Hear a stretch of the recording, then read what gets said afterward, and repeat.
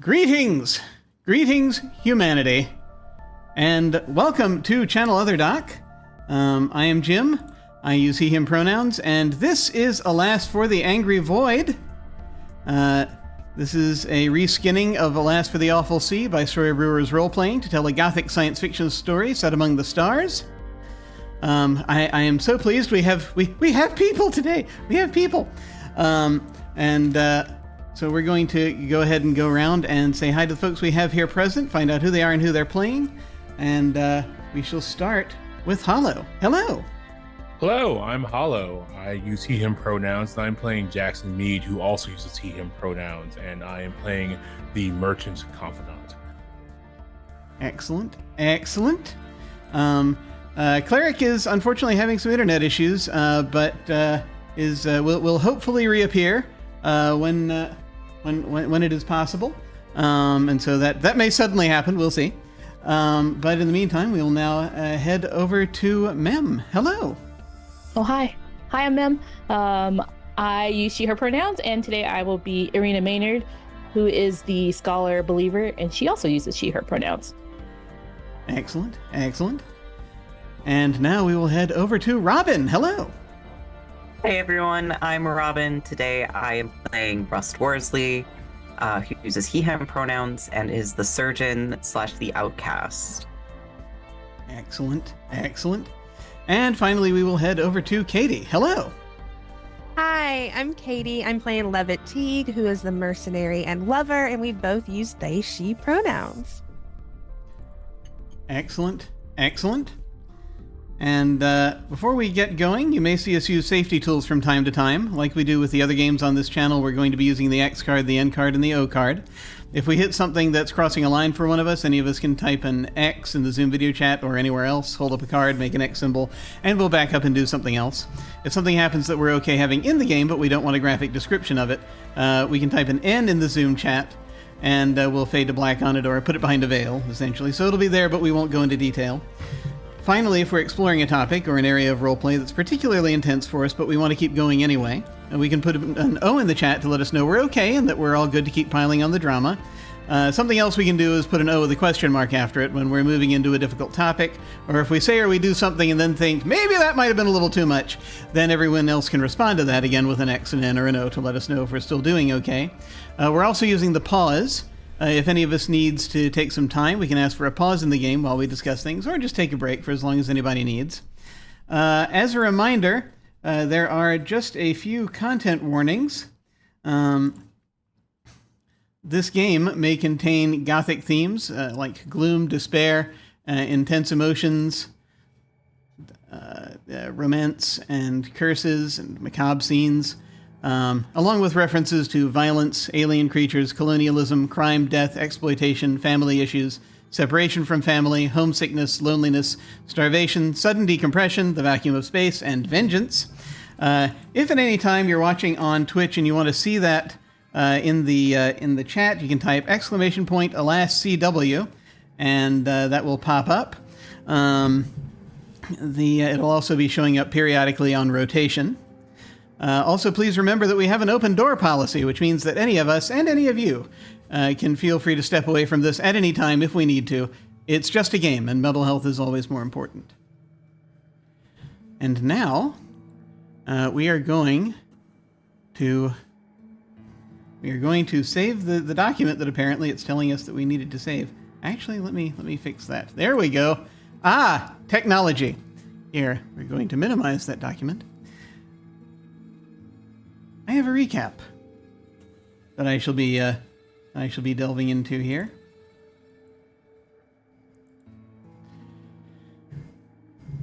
In the caldera of events in the Torrens sector, revelations are bubbling to the surface, and the void is reaching out. The crew of the CS Chimera has found themselves with more information about cosmic goings-on. Jackson Mead, purveyor of canned goods, has discovered that his recent paramour, Signe Norman, a disenfranchised noble and member of the galactic group, the Galactic Power Group, the Ascendancy, has a connection through her family, who used to be called the Haberlanes, to an extra-dimensional being tied to Azoth, the third moon of the planet Metaxas. which happens to be the Chimera's current location. This being, as both the Darist scholar Irina Maynard and the ship's pilot Fergus have discovered, is known as the Warden, a creature often depicted as a massive worm or serpent, not unlike a world serpent, using its coils to contain incredibly dangerous entities from beyond. Local stories of the Warden paint them as an eldritch horror holding the remaining members of the Haberlane family in an eternal, twisting, painful parody of their former existence.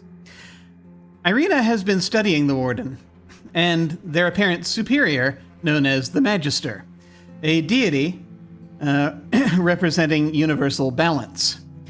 Irina has discovered that in about 4 days, when the spectral comet Attis reaches a part of the sector known as the Null Zone, the Magister will very likely order the Warden to release one of their prisoners. But it will perhaps be possible to make an appeal to the Magister at that time, if one is in the right place. The Magister is also the focus of an offshoot sect of the Darist religion known as the Ashen, or Ashen Darists. As it happens, 2 Ashen Darists, Yana Saunders and Demetrius Berulis, are on board the Chimera. Irina has engaged them in conversation, trying to learn if there might be more direct information about the Magister and how to reach them. Yana has seen a vision of a triangular gate and has been trying to parse its meaning. Jackson has overheard some of this conversation, and in the course of it, Demetrius has been talking about a book on public outreach that he's been reading by an author named Piotr Locke, a former business professional who converted to Darism a few years ago, handing a great deal of money over to the Darist cause at that time. And this idea of divestment of wealth plays into the philosophy in his book. This, of course, is a story Jackson might have encountered before. This conversation has been interrupted by 2 events. First, Jackson and Irina have experienced... Was it a vision? Perhaps. An energy that perhaps only they noticed permeated their senses for a moment and allowed them to perceive sounds and images rapidly being conveyed to them via their comm units. It was a message indicating a potential course of action should they choose to leave the Chimera and enter Castle Haberlane. The second interruption came a short time later in the form of a news announcement, making a public statement to the effect that their pilot, Fergus, might not be quite as human as he appears. But before we get into that, well, what of the other members of the Chimera's crew? Fergus, of course, has been repairing the ship and also happens to be in communication with the Warden as this is going on. Dr. Rust Worsley is currently busy working intensely on a project in the ship's sickbay. And the assassin Levitt Teague is in a different ship's sickbay, the Timberwolf, because, as it turns out, the crew of that ship, with whom they have something of a history, has kidnapped her. So, let us determine what has been going on. Let's catch up a bit. Let's catch folks up a bit. If my lungs choose to respond, that would help. I will just note, for folks watching, there are forecast to be scattered thunderstorms today in my area, so if I suddenly vanish, that's why. We'll see how things go. We'll just assume a cosmic entity is doing something if I vanish suddenly. Suddenly the animator suffered a fatal heart attack. We're going to... All right, enough of that. So we're actually going to be starting with Rust, because it's been a little while. And a little itty bit at a time. Just a little bit of time. And so we want to catch things up. You had quite a day, an eventful day. I will say, when we finally catch back up, it'll be into the wee hours of the morning on Metaxas. But the time scope, it depends. You all arrived on Metaxas when it was experiencing afternoon, it is up to you folks how long before that you slept. So there may be, folks may be getting tired, or you might not be. Depends. So, Rust witnessed an assassination, and has not had a chance to tell anybody about it, because by the time you got back to the ship, there was a lot of stuff bustling around. They were taking on passengers. This despite the travel ban that had been you heard getting issued over the colony's speakers, that no one was to leave leave Metaxas, so I'm presuming that you started working on this thing. This thing being myself. Okay, yes, that is fair. That's fair. You started working on yourself. Would I be correct in assuming that what you're working on is the problem you were there to see the assassination victim about? Yes.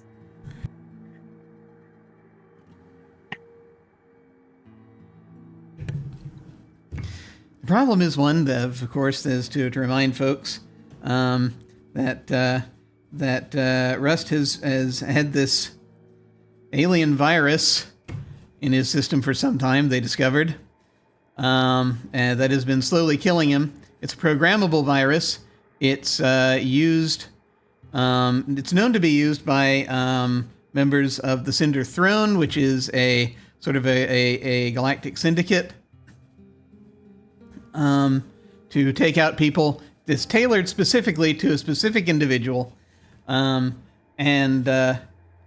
is tailored to bring about that one person's death, according to via their DNA, what have you. That's how that knows who the right victim is, and be harmless to harmless, not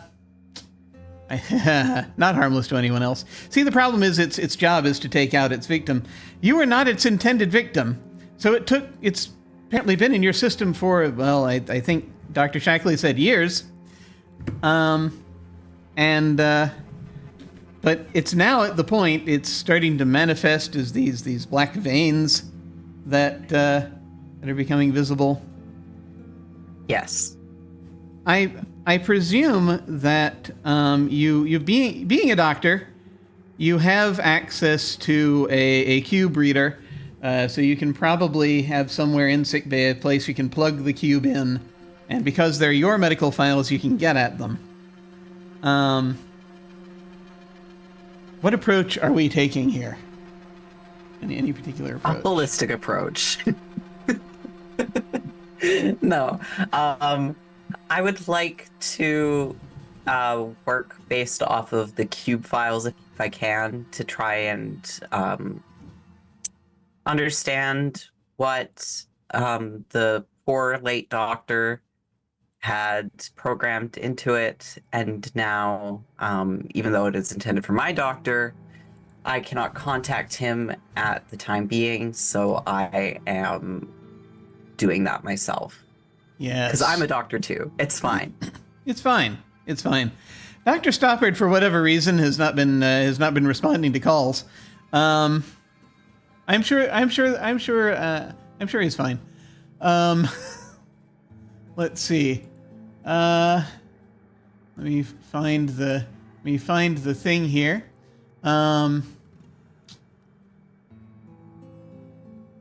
So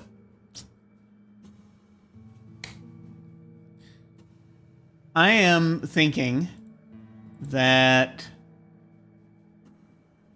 there are a couple ways we can go at this. My thought is you're trying to read a situation is the one that comes to mind for me, unless you have another move that you think would fit this better.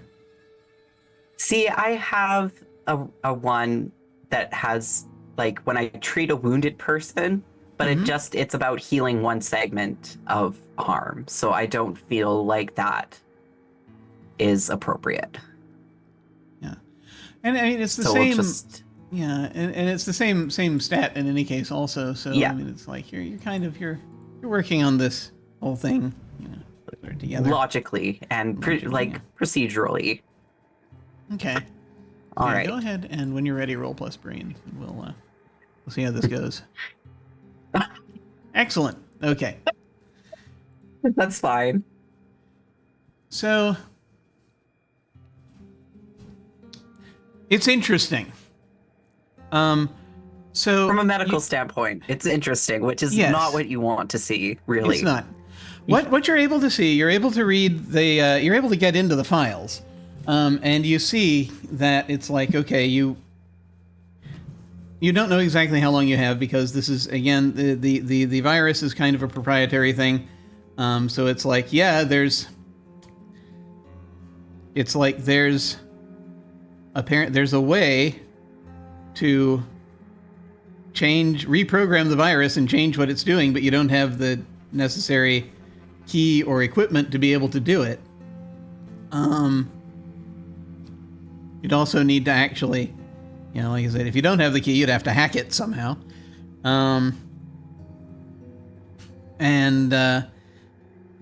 So it's just sort of sitting there. Another thing you discover is there is another layer of information that's underneath the medical stuff. You are pretty confident you have access to all the medical stuff, but it looks as though on this cube that Shackley has coded additional information that you guess that maybe Florence knows how to get at. Yeah. And you don't. It could be related to your situation, but you're also, just the way that the information is on there, sort of hidden and encoded. You're thinking this also just how big the file is. This is probably something else. Oh, so he's been using me as a sort of courier of Seems like it. information? Yeah, for this, yeah. That's great. Can I attempt to hack it at all? Ah. Well, yeah, you can give it a try. Sure, I'd love to. Let's see. So this one, as you're trying to basically get at this file, open this file, and if you're still taking your standard approach to this, which is, try computer tricks to get in, then I'm just going to call this acting under pressure.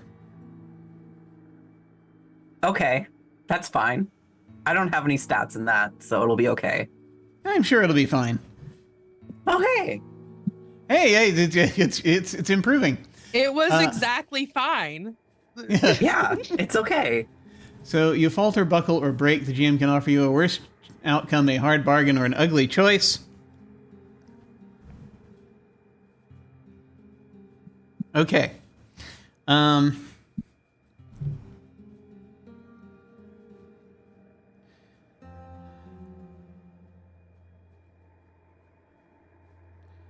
So here is your choice that you have. Yeah.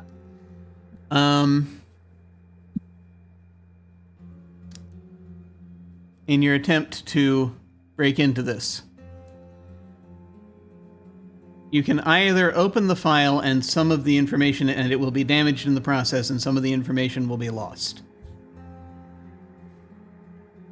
Or, if you choose to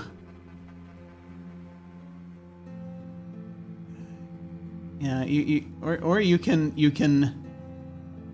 try to do it, but we'll need will come to the realization you'll need someone else's help in order to get it. You can basically, it's basically either do it or don't do it and realize that, yes, you're going to need someone's help to be able to get this open. You know what? I'm not so proud to say that I'm capable of hacking into a secure computer device.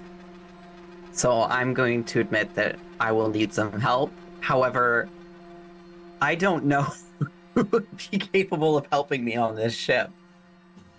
Here There's a bunch of folks who've just gotten on the ship. So here is roughly where a thing happens. The first thing happens, and that is that there comes a point where the ship begins moving. As you come to this realization, and it's as though the ship is taking off.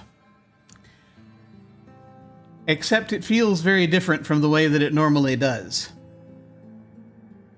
Like, it's like you can tell the ship has gotten up a little bit. Are you trying to find out anything about this when this happens? Probably, yeah. So if you go into... I thought that there was a flight ban on. It is. You sort of go to the first place you can look is sort of on your station. You can try to what the hell's going on. And so... Yeah, it looks as though there's some sort of there are alarms going off in the spaceport, and it's like there are ships coming and to try to intercept you, and then there's this very bright flash of light. And you're thrown to... Are you seated when you do this, or are you standing? Oh, I'm probably standing. You are thrown to the floor, and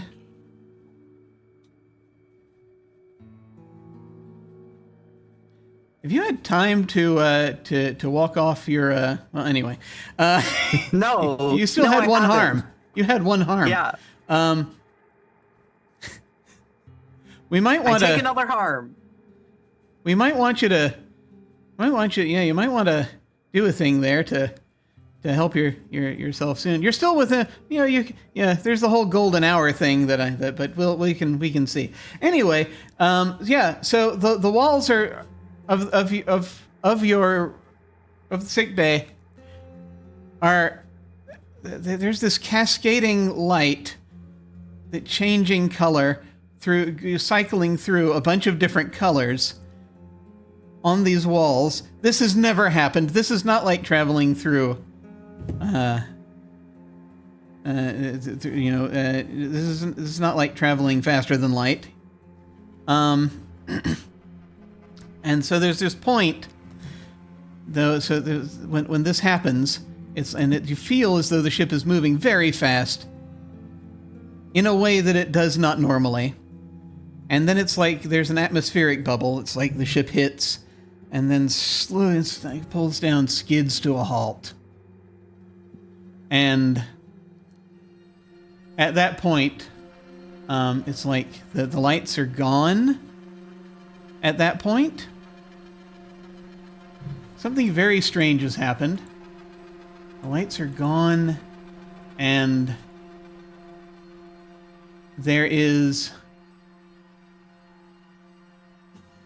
At that point, Fergus makes an announcement over the ship speakers. We have arrived on the third moon. There's a castle above us. The ship's going to need some work. Well, Signy, I guess you're home.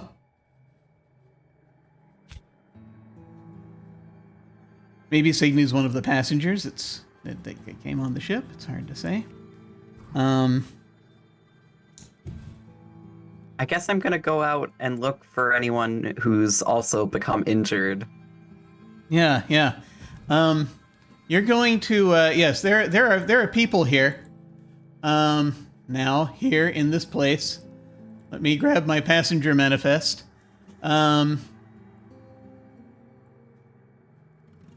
So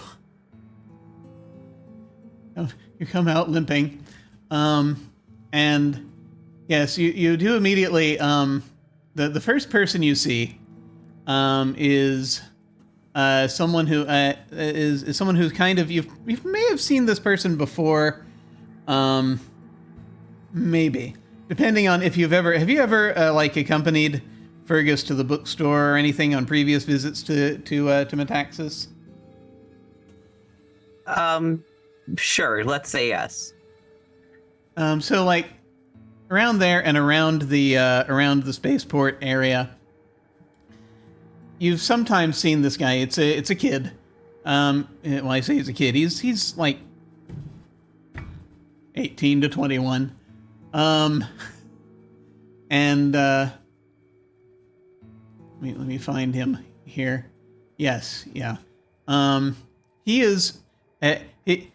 He generally seems to be running around with sort of a shadier crowd, from what you understand. But he sometimes would show up or be nearby, and so he's wearing just sort of dark, dark clothing, and I think, if I remember correctly, this is the only person whose weapon Fergus did not confiscate. But oh, great. And so he is he is helping a couple of folks who look like a couple of the merchants from the port are here, that they're coming forward, and he will just sort of look up. He looks to them, looks over to you, and will ask, "Are you all right, Doc?" I'm more concerned for you. I'll be okay. I just got a scratch. I just got a scratch, but these folks, I think, need a little more help. Can I see the scratch? How bad is the scratch? It's not too bad. He sort of shows it to you. Okay. He had a sort of nicked. He kind of nicked his upper arm. But a couple of these other passengers. There's someone you recognize who's a scrap merchant, named Marcel, who is who is it seems to have hit his head, so you probably so he's going to need attention. There's a tailor here, who one of the tailors from the port might need a little medical attention as well. Okay. I will look at Marcel first, and I've got my little pen light, and I'm shining it in his eyes to check and see how his eyes react, because that's something I've seen in medical shows. Oh yeah, no, absolutely. So yeah, basically, all I'm gonna do is I'm gonna ask you to do your surgeon's work here. House MD, you know it, baby. Yeah, so just basically roll plus brains. So roll plus brains. Yeah. That's an 11. Okay. Yeah. No. This is. It's fine. You're able to. It's. No one seems to. I'm sort of going this over as you're looking at patients, and I'm going to take this as a general thing because people are going to be coming and going. This is going to take you a little time, as you're looking at patients and looking at folks. It's only minor injuries that you were able to treat easily. And everyone who comes to you at this point, just during this brief period of time, they heal a segment. The Marcel in particular, just basically, it's just he needs to rest, and it will heal, kind of on its own. In the meantime, you can give him something. So it seems as you are seeing these patients are coming in, you're doing well with respect to it, despite your current infirmities. It's like I look worse than anybody else that's coming to see me. You will, however, note one thing. At some point, you will realize you have not been looking at your texts for some time. There is a message, actually, it turns out, that Fergus sent before you took off, that you're just now seeing. And what does that message say? I need to tell you what that message says. Let me pull up the message here. Levitt not leaving with us, but is off planet. Dr. Stoppard is with them. I'm raising her rates of passage.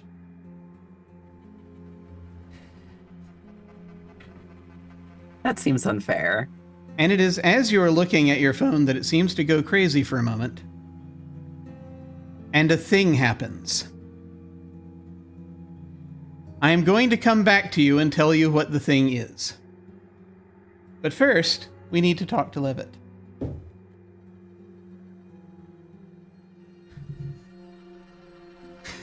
Hi. Hi. Last time I was here, I was staring at my sister that I haven't seen in freaking years. Yes, you are. Yes, you are. You are on the Timberwolf. You are on board the Timberwolf. And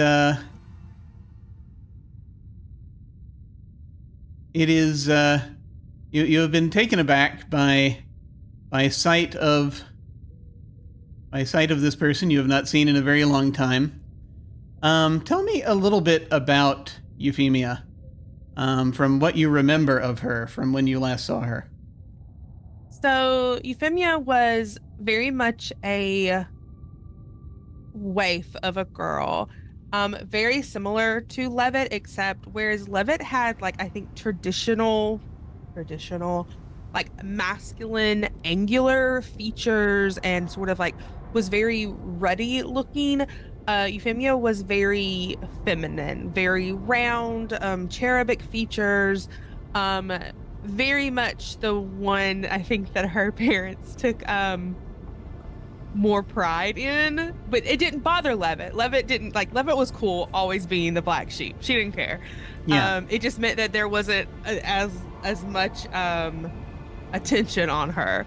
But Euphemia was, I think they had an okay relationship, but it wasn't like two sisters who were thick as thieves. I'll look out for you and be your big sister. There was a big age gap between them. It was like a 10-year age gap. And Levitt didn't really, maybe like 6 years, maybe more like 6, but it was like in a significant age gap that Levitt, when she got to the age that she was like a teenager, she didn't care to pay attention really to her sister. So there was just never really any real relationship there. So when she left, when she just abandoned her sister and mother, it wasn't like it was the hardest thing to do. I just need to verify to make sure that I'm remembering this correctly. And to make sure I heard what you just said correctly. Effie is the younger sister? Right? Yes. Mm-hmm. Okay, right. Okay. So I just tried to fix a Windows and I made it worse. Let me put it back. There we go. So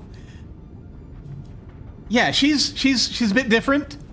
Now, it's been about how long has it been since you last saw her, do you think?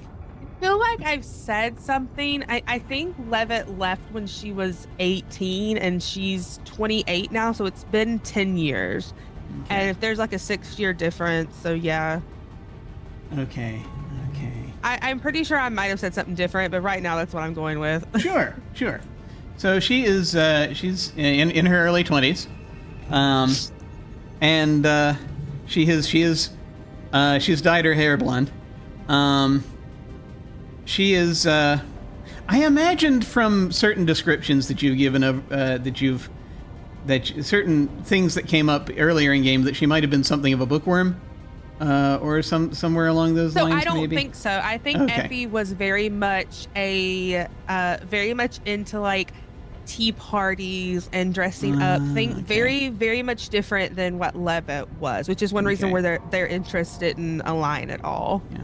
I will say you have occasionally seen. I mentioned this in part because I remember you saying that Irina reminded you of her. So that was the thing, is that I think that it was put on for her parents' sake, because she was her Yeah. parents' golden child. Yeah. But not to say that Euphemia was very much, because like canonically, Levitt has a -1 brain. Levitt's not that smart. Oh, Euphemia sure. was much smarter than Levitt. Oh, so it just sort of by contrast, yeah. And I will Yeah. tell you, you do occasionally remember how much into books she was. It's hard to say, but you do remember occasionally that people would give her books because they kind of thought the same thing. Including Wolf Greville. Like, occasionally he would show up and he would bring her a present. He'd bring her a book. But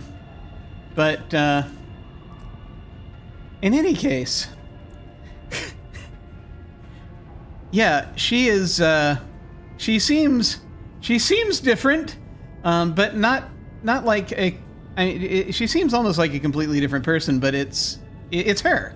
It's absolutely her. Yeah. And you asked her, "What are you doing here?" And I think I asked her, "What the fuck are you doing here?" Yes, that's right. Specifically. And you are. Let's paint this picture a little bit. You're in a sick bay on the Timberwolf, because you having been brought there because you drew a little blood and made it look like you would like a lot of blood. I forgot I was insane. Yeah. And oh god. Oh god. Well, let me see here. Let me pull up in my notes here the stuff.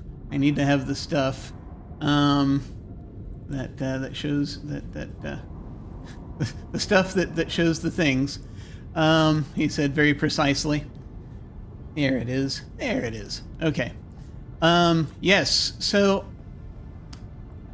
Yeah. She is standing in the back corner of the room, just sort of calmly looking at you. She's got right now. She is she's wearing just sort of a white sort of undershirt and the sort of the same dark stealth armor pants she was wearing when you shot her. And she's, sort of preparing, starting to dress again. And she sort of looks over. She sees you there. She sees Dr. Stoppard. They're just sort of in the door, just kind of looking back and forth at the two of you. And she arched her eyebrows and she says, and she just sort of then she says, sort of narrows her eyes. You're still playing the bleeding game.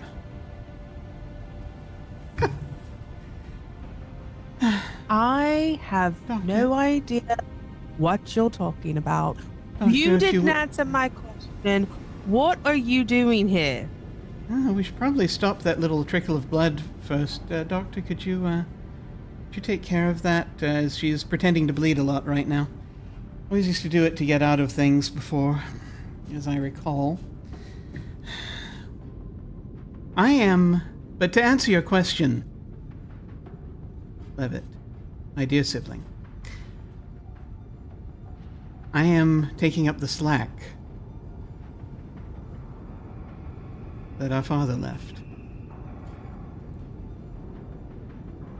By aligning yourself with Hickory? And she has, I can't do it, but she has this delightful laugh that she still does that you recognize. Delightful. Maybe you hate it. But she says, oh no. Aligning? Oh, he's working for me right now. Honestly, Levitt, when you left things, they were in rather shambles, and I had to pick up the slack. So, not only You our didn't father's, but have yours to as do well. anything. You could have also left. Nobody was making you stay. I understand this might be a very difficult concept for you, but I felt a sense of responsibility, Levitt. Also, your own problem, not mine. So I understand. So I've heard from these poor fools that you left out in the out in the lurch. Let's not call them poor and have any sympathy for them. They choose their career. They know the risks. How is that my fault? Any career also comes with it a need to be professional, Levitt. You know that. I'm a criminal.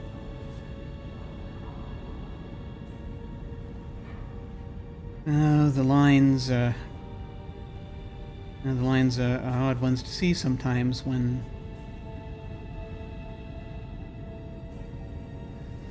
you're doing what you have to get by. Exactly.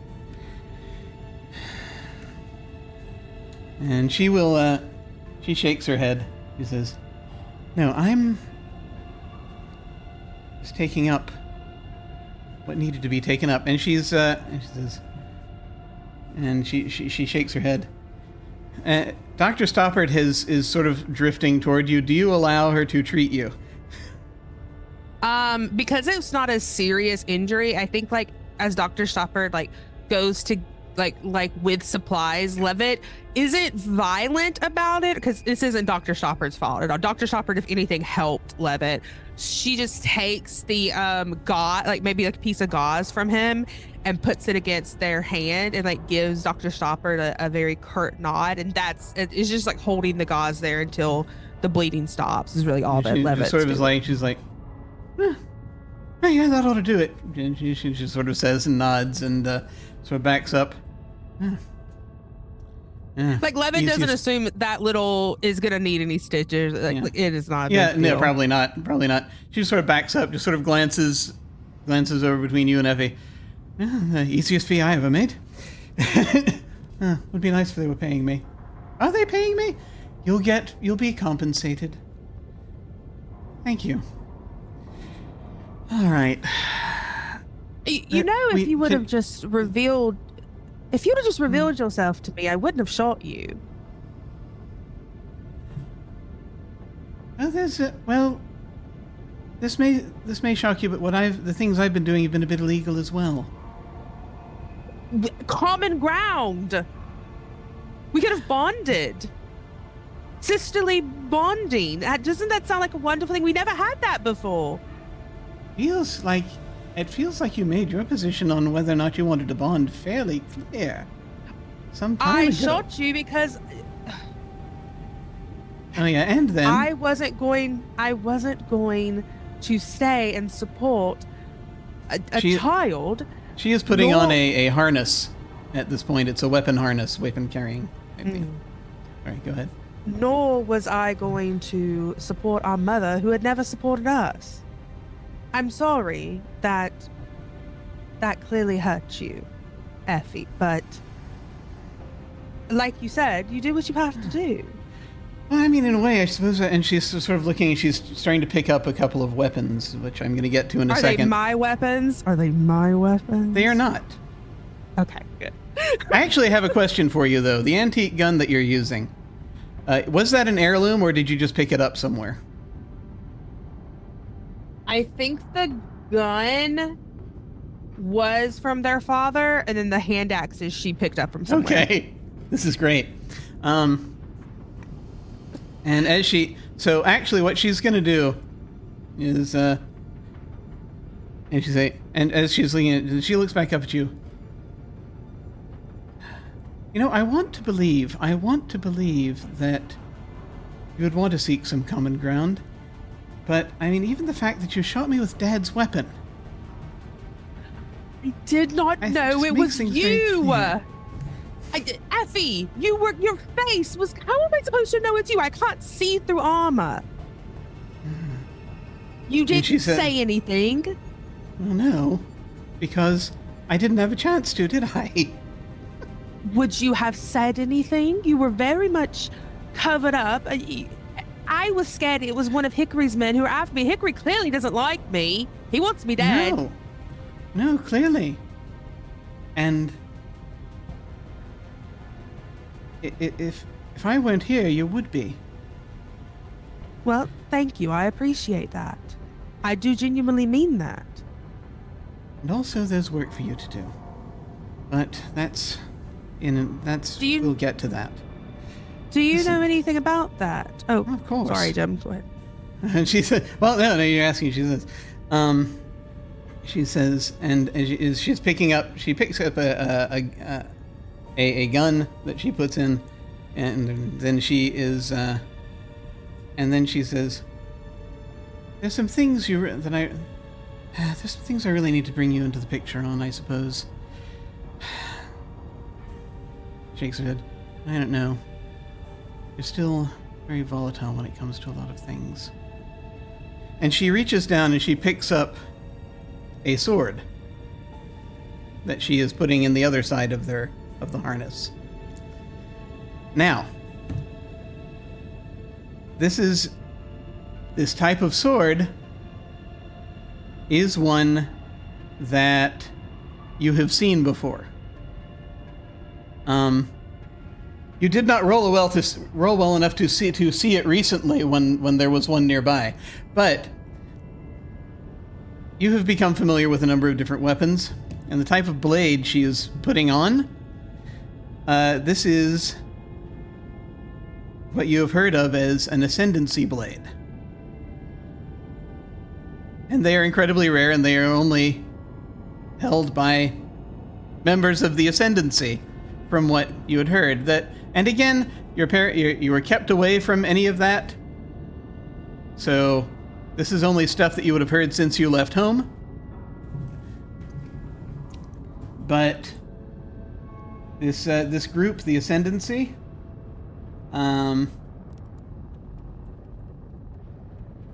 probably, I mean, Wolf would have had one. He said he was part of the Ascendancy. It's the rumor is they're made specifically only by by people, and they are inherited for their specific, it's a nobility thing. And so she has one.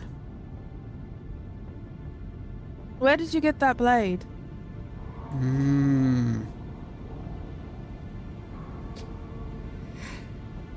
Do you really want to know?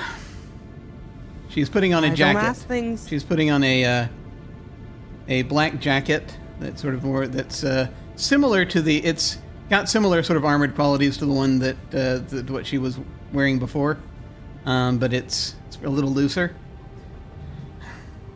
Well, I don't ask questions that I already know the answers to, or that I don't want the answer to.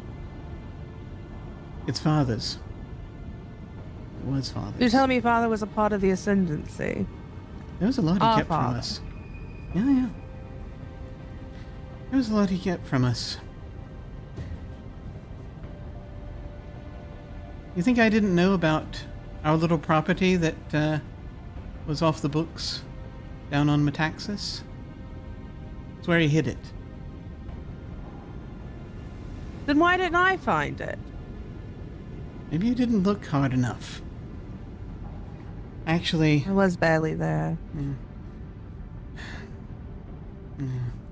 Wait, just hold on. I had help finding it myself, but yes, go ahead. Is that... Were they responsible for his death? Whatever do you mean?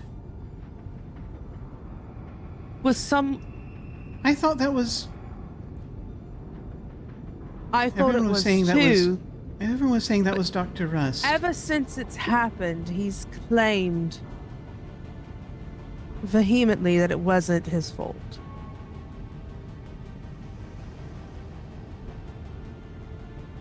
Well, And if that's the case, then good, but... And I will tell you something. You left when you were 18. Okay, yeah. Anyway, she was always, even, she was like, what, 12? But she was always she seemed to like Rust, was friendly toward Rust. But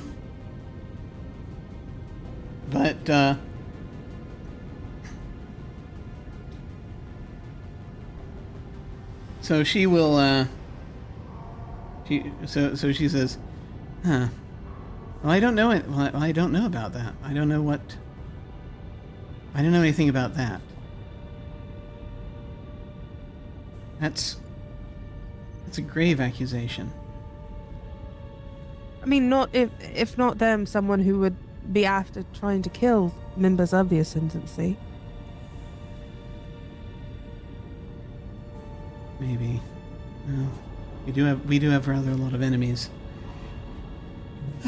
No, I've been working in concert with. This will be interesting. I've been working in concert with Uncle Wolf. I've been in contact. I'm sure you know. Yes. I said I thought you might be ready for it. I don't know. Oh, so you're the whole reason I was hired. What would have happened if I'd said no? Well, no, he also remembered you, and if you'd said no, then we'd have found someone else. You knew I wouldn't say no, didn't you? I did know you wouldn't say no, that's true. Even after all this time apart, you knew I'm greedy still. Yeah. Can I have my weapons back, please? I feel naked without them. It's very odd. I feel like there's some sort of thing we need to do here. I think that Levitt looks like it's like to make a promise to roll with beauty. I know, and she's just like, I promise that I won't shoot you again. I've already done it once. Clearly, it's out of my system. I wouldn't have done it then if I'd known who it was. I would just like them back, please. Especially if you know that I'm very much threatened here on this ship, even with or without you. Okay, I'm going to need you to roll plus beauty. There's also possibly more information to be gained here, but I have to see how she's feeling about this right now. Oh, it's a 7. Ooh. Okay, they changed the terms to suit themselves or demand concrete assurance first. That's fine. That's fine. She says, "You'll get your weapons back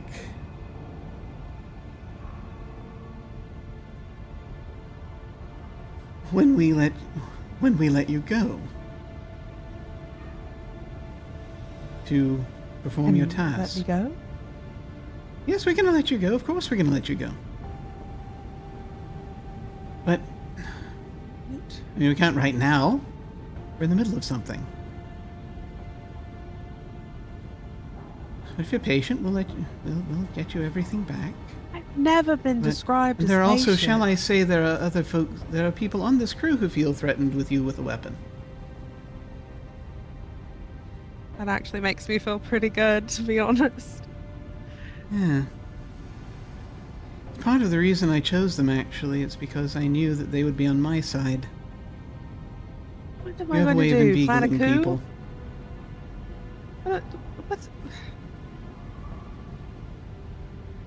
What am I? I don't even know. I don't even know why I'm here.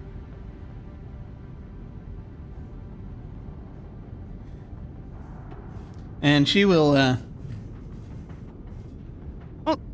Also, she's finishing getting her gear together, and she's. Yeah, all right. The important thing is that you know now. Just don't interfere with what we have to do. All right? All right.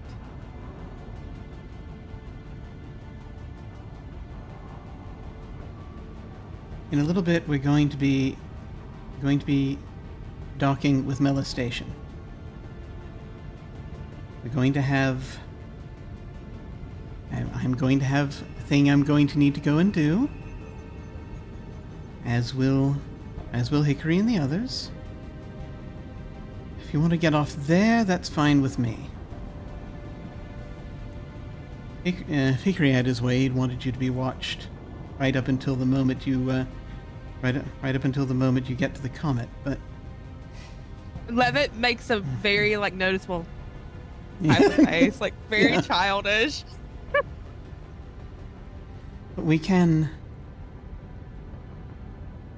work this out, but Is that where, do I know that's where the Chimera is? Or are they at the comet? Or okay. Before anything happens, is that where I know they are? So Yeah, the Chimera was supposed to go to Mela Station next. Okay, cool. You know that much. Okay, cool. And he said, and I think, and she says, he says, and maybe after all this is done, maybe there's some things we can talk about. Perhaps you can buy me a very expensive dinner. I found a thing that I think it's a message Father left, but we can only listen to it when we're together. It's only going to activate when we're together. So once we have time, we'll see if we can. And a thing happens. So many things.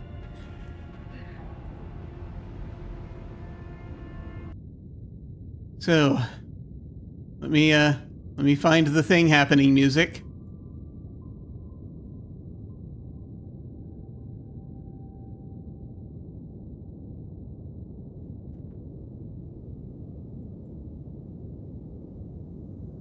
Could be this.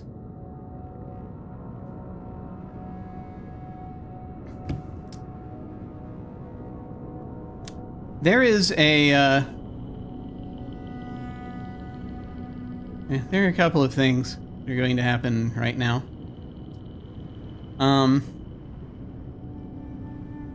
First of all, the lights go off. There's a monitor across the way that's behind her, but off to the side that you can see. That flickers and starts going crazy. And it's like time slows down for a moment. And this strange sort of glow comes around your perceptions. This is a little bit like swimming through light. A little bit. This brief multicolored light. And it's like it's letting you see. It's like things are images flipping back and forth on this screen and static, but they resolve themselves into something you can see.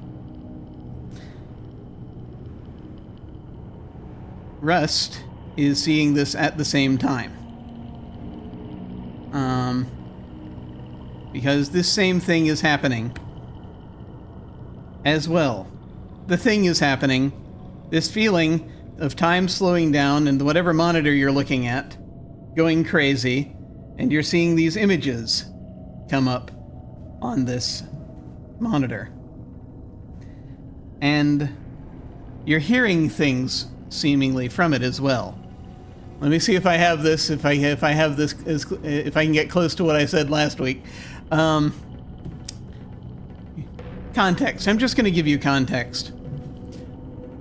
Because they'd know to give you context for this a little bit.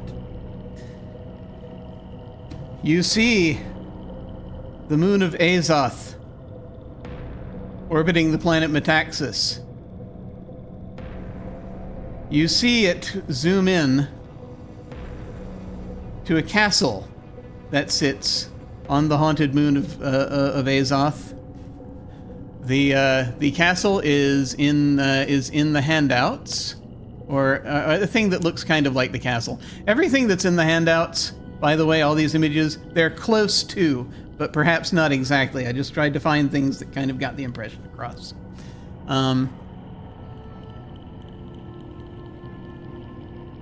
Castle Haberlane, which has a this space, little docking port underneath it. You see the docking port underneath Castle Haberlane. You see the Chimera sitting in that docking port. You see a wall in that docking port sliding aside. And stairs descending, going downstairs, going through caverns.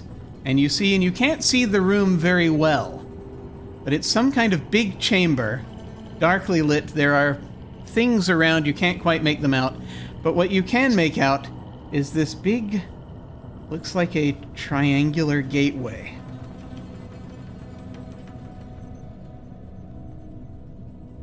that activates. There's this swirling light from within. You see a group of people walking up into the gateway, and it looks like you can't make out who they all are. It looks like one of them is Fergus. People are moving into the gateway, and you hear what sounds like, briefly, part of a conversation Fergus is having with somebody or something. It's something along the lines of, well, you can either it's saying to him, you can either fly there or you can go directly via the gate.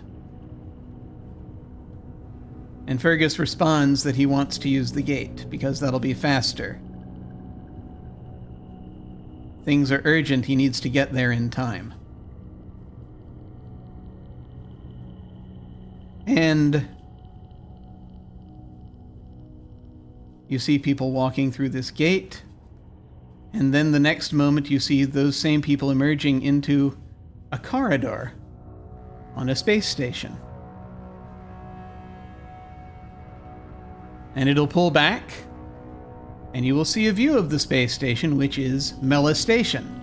There are also a couple of pictures in the handouts of space stations kind of akin to what I was looking for with Mela Space Station. Big space cathedral, basically. Big sort of Gothic cathedral spinning there slowly in orbit around this planet.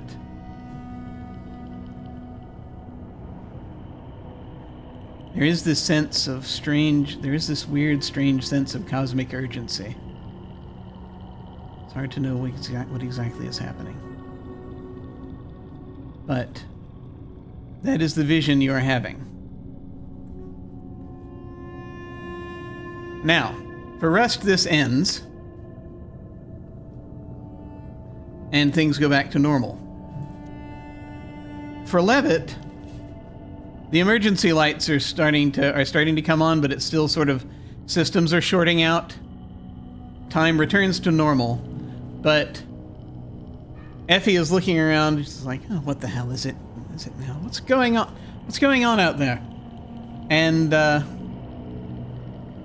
Levitt, you can hear that pinging again. It's that you heard in your pinging. cell. Okay. It was this distant low ping. Is this the same pinging I had when I first contacted that entity? You rolled plus beyond, and that last session, and as you were trying to sort of imagine, as you were singing that song, trying to influence things, and you heard this pinging from a distance. But actually, yeah, it sounds familiar. Now that you think about it, yeah, there was kind of it was similar to that pinging when you contacted that entity. And it seems much louder to you. You can hear with the direction it's coming from, but no one else seems to be noticing it. Effie stepped out of the room or is like looking?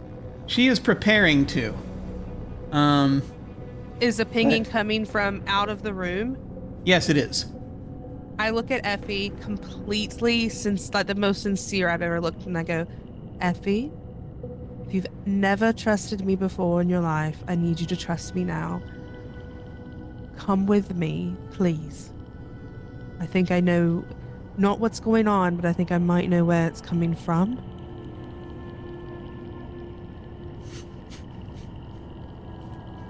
She says, well, she thinks you mean, I imagine she thinks you mean just from, on the ship right now.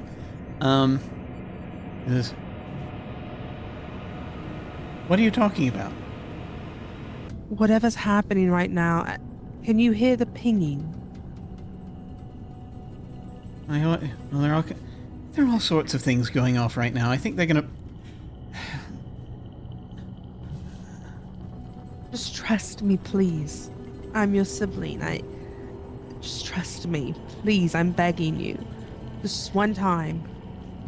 I'm going to ask you to make one more manipulation roll, please.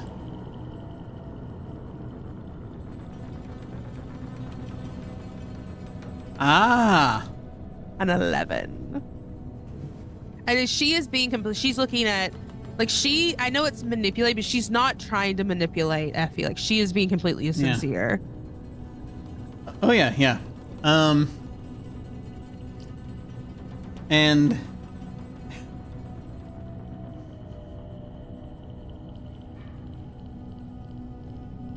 see, I'm trying to think what she would ask you to promise here. But I think so. If this works, she goes, if you'll just follow me and let me go lead the way, I'll let you handle it. all right. That's your whole thing now, right? Yeah, fine. And she said she gestures to. There are people running around on the deck, but there's still a couple of Cinder Throne folk here. And she's like, "It's all right. It's all right." And it's still, there are lights going on and off. It's hard to see. She said, "Fine. What are you looking for?" Levitt sort of shrugs non-committally, and she's going to lead out, and they're going to head toward, like, following like a radar, following wherever this ping gets louder. Okay. And as she does, over her shoulder, she looks at Effie and goes, this would be a lot more safe if I had a weapon. And she just continues off to go. So here's the pinging is not very far away. Okay. Per the ship diagram, let's see, you're in the medical, and and the brig was just across from that. So across the foyer is where the pinging is coming from, and there are two. So the people currently in the foyer right now, everyone else is sort of running around scrambling, trying to figure out what the hell's going on with their systems. And so in the foyer right now, you have yourself, Effie, Dr. Stoppard, two Cinder Throne thugs, and Lennox is going back and forth between a couple of rooms, but it still keeps ducking his head in. And the pinging is coming from a storage area across the foyer. Okay. Is the door unlocked? Is it locked? Like, how's the door? Is there a door at all? It's a panel. You have to have some kind of send a signal to it to get it to slide aside. I put my ear up against it. Is the sound, the beeping's definitely coming from in there? It is definitely coming from in there. I look at Effie and I'm like, let me in. And she's like, oh my God. She leans forward. Do not attack anyone. You don't have a way to. You will in a minute. And she takes Katy getting excited. She takes a key, her little she takes her comm device on her wrist. And the panel opens. And your stuff is in there.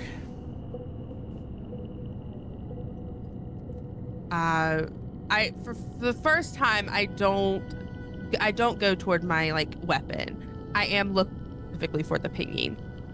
It's coming from your comm.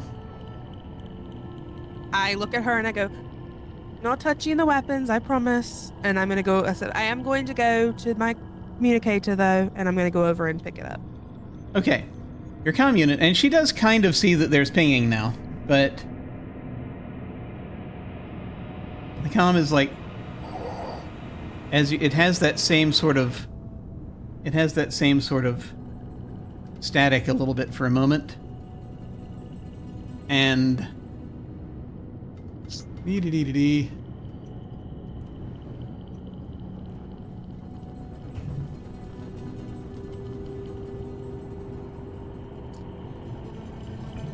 and it says to you,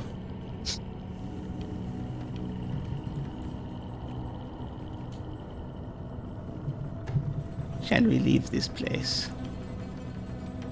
And that's the voice I've heard before, right? It is. Does it seem like Effie also hears it? She does not. I look over my shoulder and I think for a moment there is a genuine,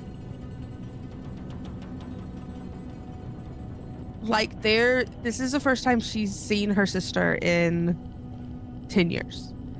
And Levitt is torn because this is not the Effie Levitt remembers. And like, there could be a relationship here, but also Levitt has always wanted to live their life free of their family and their name, and like having any sort of ties is very complicated to them.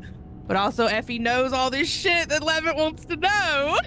Like, this is stuff that could actually help everyone else too. Like, this stuff that could help Arena, Fergus, Jackson, even Russ. Like, this is a lot of stuff. But that call to not be here is very strong, and Levitt looks over her sister with like a look of sadness for a moment and gives Effie a very bittersweet smile and looks at Effie and says, you know, I know it's been a while, but regardless of everything, at the end of the day, we are kin. And then she looks back at the communicator and says, hell yes. So, the backup lights go out. It is pitch black. You have a moment. What would you like to do? I grab my stuff. All right. This is not a big ship. Your stuff is in hand. Where do you want to go? Yeah. Is there a a way to, like, some kind of escape pod or something like that? Yeah, it's number 13 on the little map. Number 13, launch bay? Yep. I'm booking it there. Like, while the lights are out, that's where I'm going. Because I need to go to where I think the Chimera would be. Important question, are you grabbing anyone else? I'm grabbing Dr. Stopper, yes, of course. Okay. I will, now, at this time, ask you to make a roll. The only roll that is coming to mind right now is acting under pressure, unless you have a better move for this. That's balance? It's for escaping, yes. Okay. A 7. That's better. I thought I was going to fail, so... Okay. Worst outcome, hard bargain, ugly choice. I will fight my way out of this if I have to. Don't smile like that. There's... Smile like that.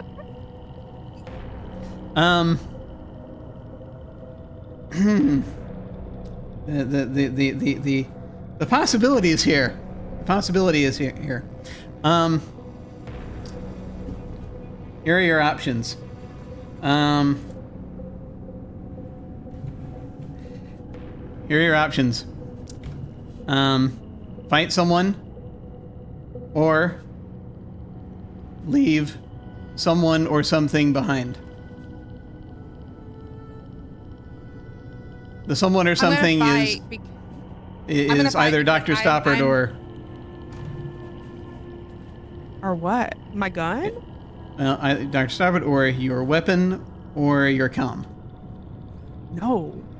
I'm going to fight because I'm not... I gotta get away, and I'm not leaving Dr. Stoppard, and I'm too fucking greedy to leave anything else, so I'm gonna fight. All right. Quick note. Alas, there is lightning happening, unfortunately. So I have to do a quick thing here. There we go. We're gonna break in a moment, so that we can get things reoriented, and folks need to dive off some. And I need to get to everybody, because there's more stuff happening. So if you would. This is just going to be a Let me look in here. A brawn. Yeah, this is going to be your brawn. This is going to be right now. We're just doing the basic acting with force, and we will see if we want to what we want to do here. That's a 10. Okay. Are you trying to injure anybody specifically? Yeah, it's all balls to the wall. I So don't this care being the anymore. case, there's a couple of Cinder Throne thugs that are that we're supposed to be keeping an eye on you, and so go ahead Does this count as terrible harm? Because I want to use my special move. Well, if you so. can. Here's the thing with let me go act with force. That's there are 3 things you get to choose from the act with force list, and one of them is terrible harm. Yep. Okay, so the for the mercenary, if you take terrible harm, then you can also roll plus brawn to get 2 more things, 1 or 2 more things. Yes. By the way, that silenced revolver does 2 harm because that's what she's shooting. All right, cool. Probably gonna down them. I fail. Choose one thing So anyway, but the GM makes things worse. So you also get, so there are a couple of lists you pick off. One of them was terrible harm, and you get 2 other things from the act with force list, which is take definite hold, suffer little harm, which means they are shooting back, by the way. I'm going to take or definite impressed hold of the dismay. situation. I'm going to take definite hold of the situation, Okay, so that's 2 things. and then less harm Okay, all because right. I have 2 armor. That's good, because then there will be not so much as these 2 guys are shooting at you. And then you get your 1 item off of the mercenary list. Enemies retreat to a safe distance. Okay. So here's the deal. Here's what happens. As you manage to shoot one of these guys, and here is how I'm making things worse. You shoot this guy, and he goes down immediately. And the person who goes down is someone who you think might be, you never got to know him well enough, but it's a relative of Lennox. Oh no! Well, me And and Lennox is like coming after you, like with a look of shock on your face. He sees you do it. Yeah. The other person, the other of the 2 that are close to you, the second Cinder Throne thug, is shot down from a position near the escape ship, because you had because then we have God freaking damn it, Scylla is there because you had convinced her to run with you. Yes. The 3 of you clamber onto this little ship. I The forgot. I'm so happy. Systems are having trouble on this place. Scylla managed to quickly get the bays open. They open long enough. Strangely, the systems that you want to work are working. I don't understand why. I would like to say, as the door is closing, I lock eyes with Lennox, and I don't say I'm sorry or anything. And there's no apology in my eyes. Like this is business. At the end of the day, Levitt's always been there for herself. So yeah, that's just the look she gives Lennox. He for a moment it seems crestfallen, and then it hardens into the look. Yeah, got it from That you have Hickory seen before. gangsters give. Yeah. And 3 of you take off in the escape ship. When And we I take think- off, Levitt legs give out beside the door and is just looking at the 2 of them like, oh my god, oh my god, oh my god. And that's all she can say for like a good 10 minutes. So I just need to know before we're going to take a break in a moment, and we will come back around. I swear we will get to we will get to the other folks, but unfortunately we had a timing thing today, whereas the last Katy has to dive out. But Sorry. was there? I just need to know where you're headed, because you're right now. You're about halfway to Melostation, between Melostation and Metaxas.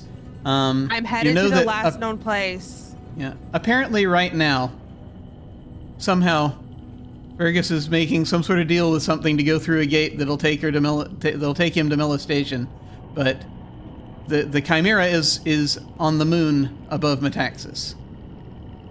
Okay, what I'm doing is I tell Scylla to start heading to Melostation, and then on my comm, I am reaching out to literally like the same message to the main people in Chimera Station, so Arena, Jackson, Rust, and Fergus, and I'm going, hello, I managed to escape all on my own. Where the hell are you?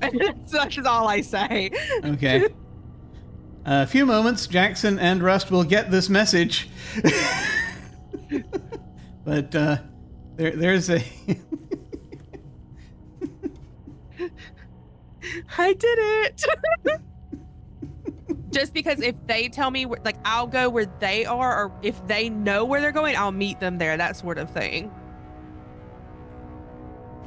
I think I would reply, there was never any doubt. It was only a matter of how much collateral damage there would be. Oh, so much, so much. And So much. on that note, we're going to be going to break. And then we will, when we come back, we will address what has been going on the Chimera. But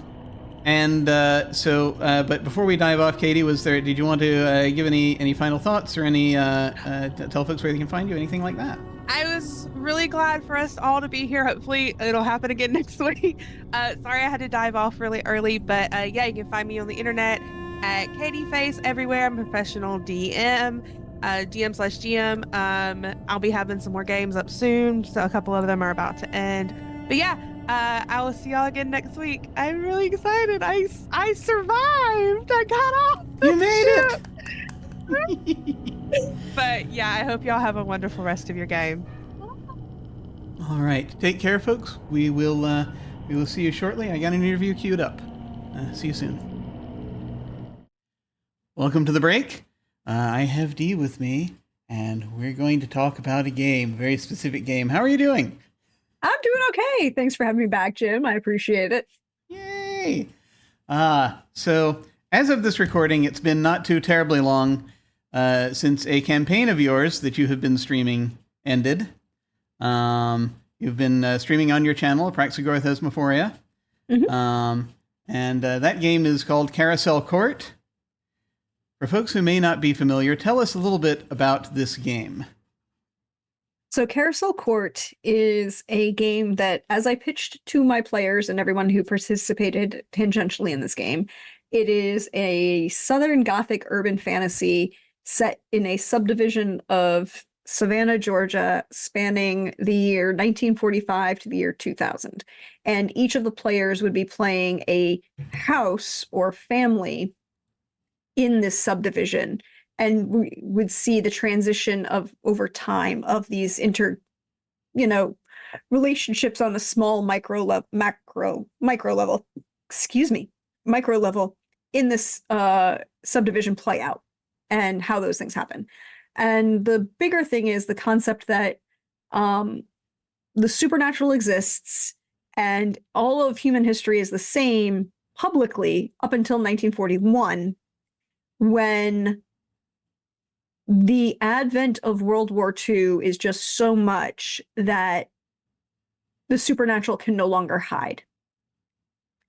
Just the embedded reporting, the mass shift, the way in which the world changed because of what happens during World War II.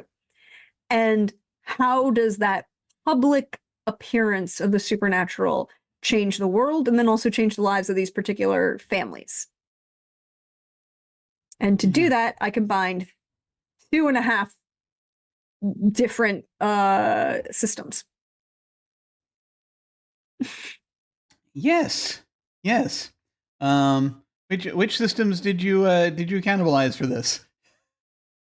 So the majority of it is taken, the house system is taken from Swords Chronicle. The individual player, like individual members of the house were all also from Swords Chronicle, which is Green Ronin Press's setting agnostic system. I really like it for a bunch of things. I then took the Pendragon current edition, I think it's the 6th, whatever the current edition of Pendragon is, and used it for the generational mechanics. Pendragon is really great at showcasing, because you're playing a knight, but you're also playing all of the descendants of that knight in that noble household, so you kind of have this generational shift and how the effects of what the previous generations did affect the current generation.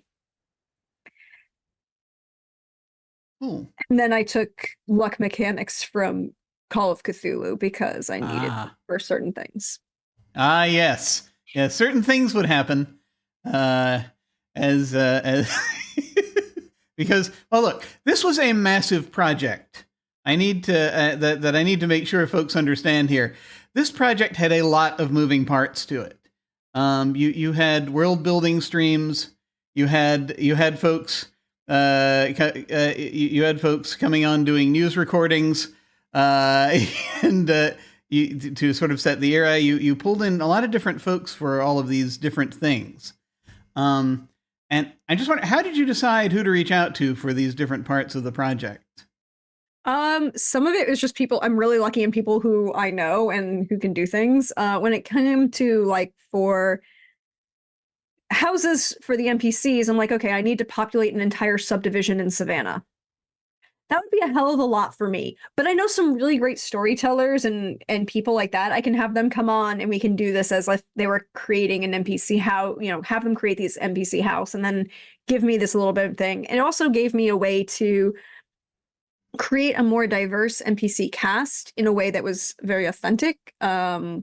I reached out to people like DM Jazzy Hands and Arvandus and Cypher of Tyr, and a bunch of other people to kind of give this lived-in experience and understanding of certain things that I can't necessarily understand or experience. But at the same time, it really brought interesting dynamics to the world. Even if you didn't see everything that those characters were doing, like my good friend Pooja, I was like, look, Pooja, can you come here? I want to introduce a South Indian subcontinent family. Let's have some fun with this. Or, and so it was a very kind of interesting mix and dynamics, and it meant that I had a lot of notes about making this world feel more lived in, and again, it's Savannah based on as it currently is, but the history has changed because of these supernatural beings that do exist. And so there was a lot of that going on at the same time. And then I was like, oh, wait, I know some really great people who do really great voiceover work. Not voiceover work, but like you, Jim, thank you again for agreeing to do a couple of those news recordings. Chris Geary did a couple. I also reached out to Painting Pirate, Chris Canese, for the British, when we got to the assassination of John Kennedy. Needed to see a bunch of these things. And then I had, so those were pieces that were happening. And then there were a bunch of other people that I was just like, hey, can you, I want to do this thing. Let's do this thing and see what happens. And as I've been saying to a lot of people, it's a very indie art house TTRPG experience. Yeah, definitely. And you had Hawkeye doing commercials from like Hawkeye every era. Hawkeye was like, I want to do this. And I was like, I will happily let you. Do you want it? Cool. And then that also led to a lot of conversation between us about, well, what other things history had changed. Like, okay, you've got magical users who can do a lot of things. Yeah, I'm sure they can make you some kind of tobacco that isn't going to be harmful to your health. Yeah. What does that change in history? And what is that, marketing arrangement going to be? And then Hawkeye did a brilliant job with all of them. And then halfway through, he started getting his daughter into doing a couple of the voices. And Bonnie just knocked it out of the park. they are absolutely fabulous. And I think that they did a brilliant job between them. Yeah. Great. No, that's just so I made sure I say this. It's KY Hawkeye, Kentucky Hawkeye, who also streams. Yeah. A lot of us also basically a lot of the folks do that are sort of were pulled from the streaming world. I know that I will say that there was one point in one of our recordings that we started talking about lore and got way up into the trees. And, it's. I mean, like, there are things that none of the players are ever going to see that I know about that affected the world, because I made each of these decisions for each of the.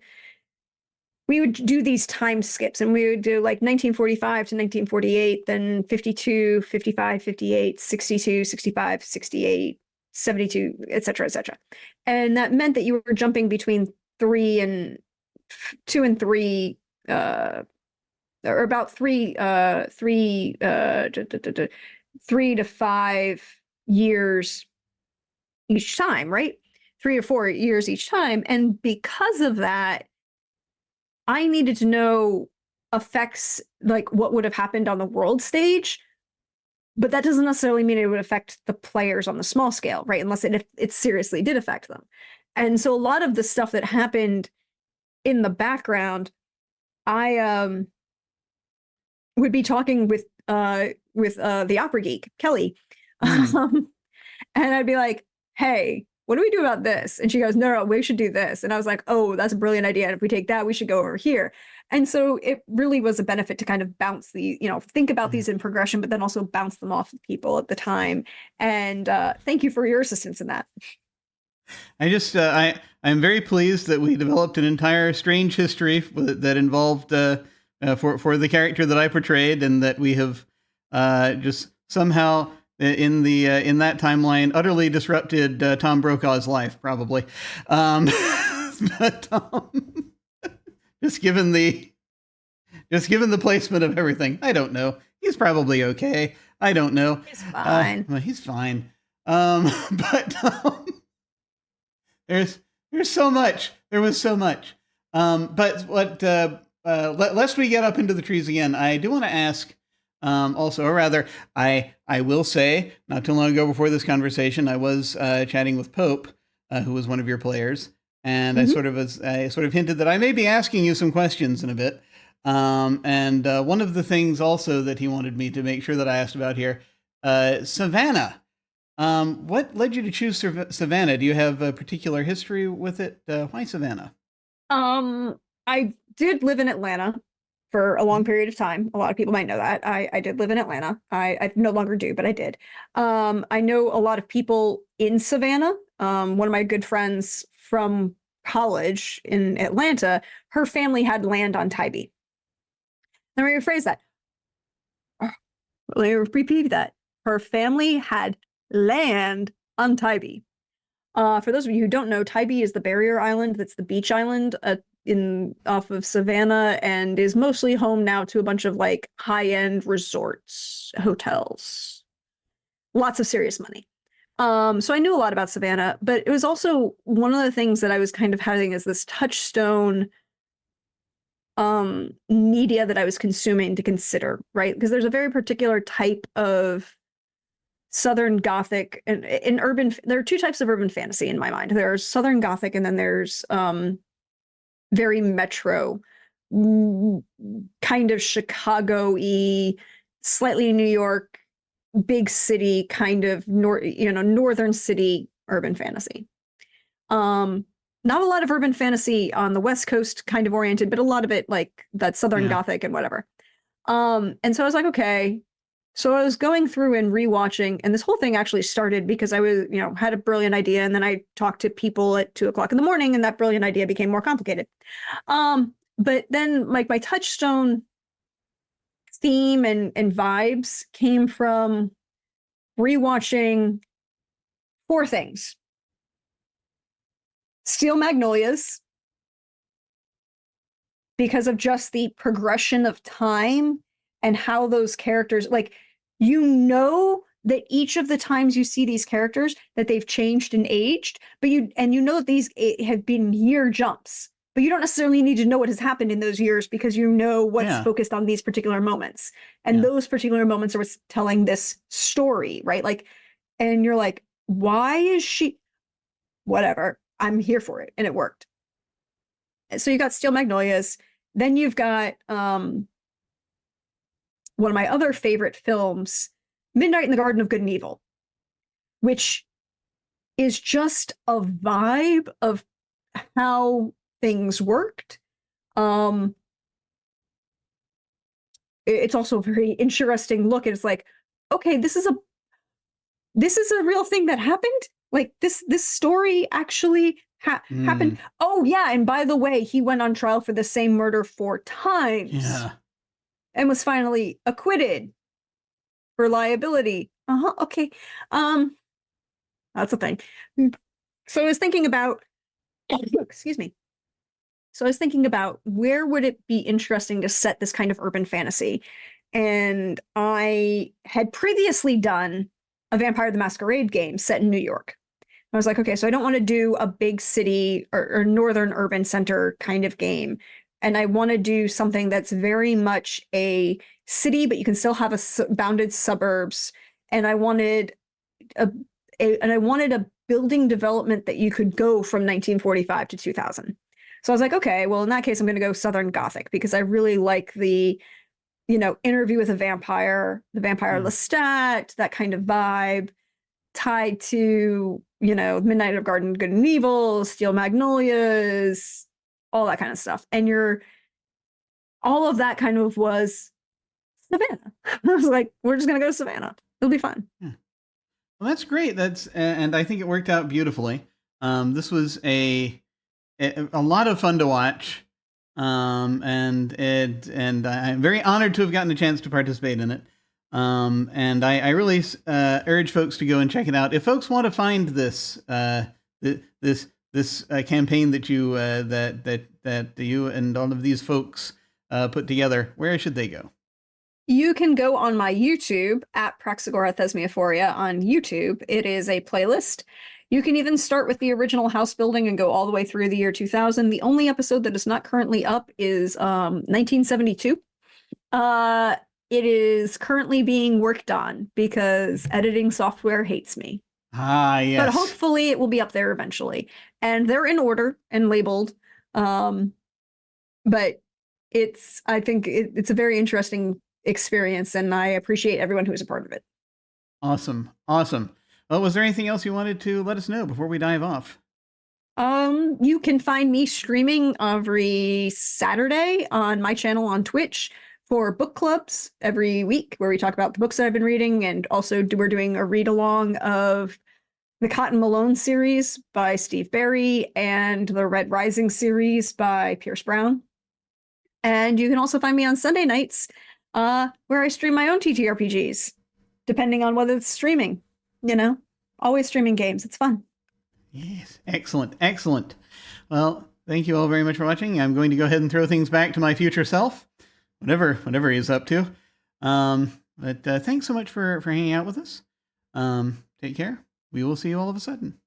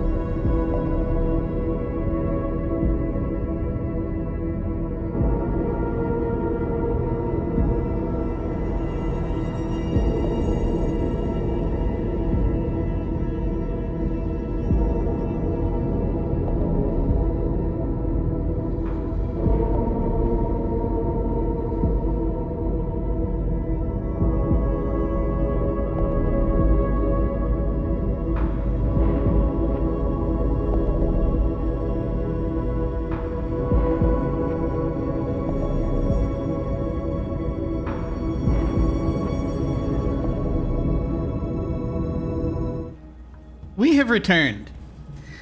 And yes, there's been a little bit of a shuffling. As you can see, we have Cleric back with us, as the internet situation has been resolved over there for a bit. Unfortunately, Mem still is having storms in her area, and so wants to come back when it lets up. But alas, we cannot control the weather. Someday, though, I will perfect my weather machine. One day. This is not that day.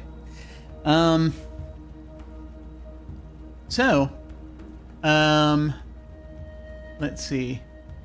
Cleric, you did not get to intro yourself, so do you want to go ahead and tell folks who you are and who you're playing? Hi, I'm Cleric of Code, and I don't know where that accent came from. That was weird. And I'm playing Fergus, the OC dog, and the creature, descriptor. Yeah, the creature. He's perfectly normal human. Yes. Perfectly normal human. The creature Perfectly descriptor normal. signifies that you are a perfectly normal human. Yes, nothing to see here. Yes. Well, that's a thing where we might. That's a thing that there might be more discussion on in a moment. I mean, his Fergus suit fits him perfectly. It does, doesn't it? I mean, it's not that it's not him, but so there was a moment I needed to. So after, I just need to know briefly, because there is a quick gap of time I just need to sort out here. Rust, after you see this vision, what do you do? That's a good question. I'm probably looking for Fergus, actually. Okay. Excellent. Because I've treated some of the injured people on the ship, and now I want to see Fergus to make sure that he's okay. Fergus, I need to tell you what's in the vision. You were not here when I did the vision. You're the only person now who has not seen the vision. Oh dear. So, it's very simple. So something that I need to specify is that typically it's whatever device you were looking at. It goes a little haywire, and you sort of, the time seems to slow down, and then you can perceive messages in it. For you don't have to be looking at a device because the way the warden communicates with you allows you to just see the stuff. But you will note there is an effect of some kind.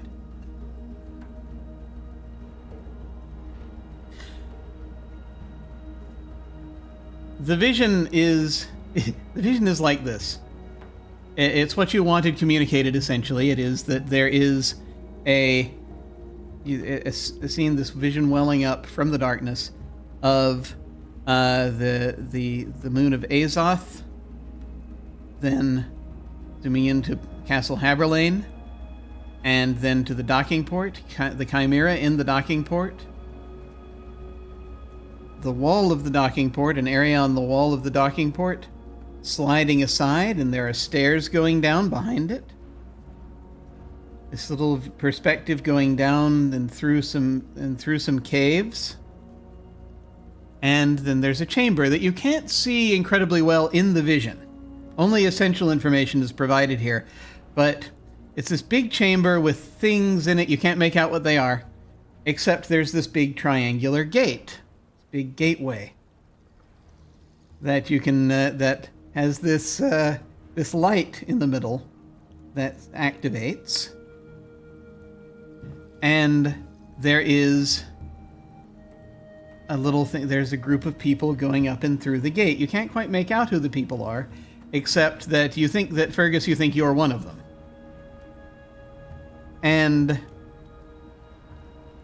you can hear, kind of played back to you, a snippet of some of the conversation you had with the warden, which was mostly just the idea of, like, we need to get to Mela Station. You can either fly there, or you can take the gate.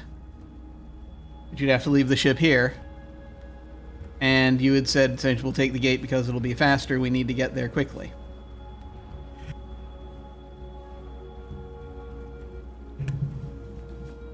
So, and then the vision subsides. That is precisely the instructions you were setting up.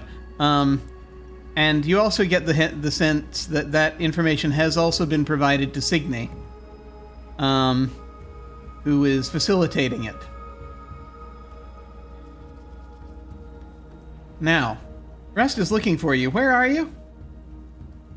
He's still on what would be the bridge. You were of fixing the ship. stuff, right? Yeah. Oh, okay, you're back on the bridge?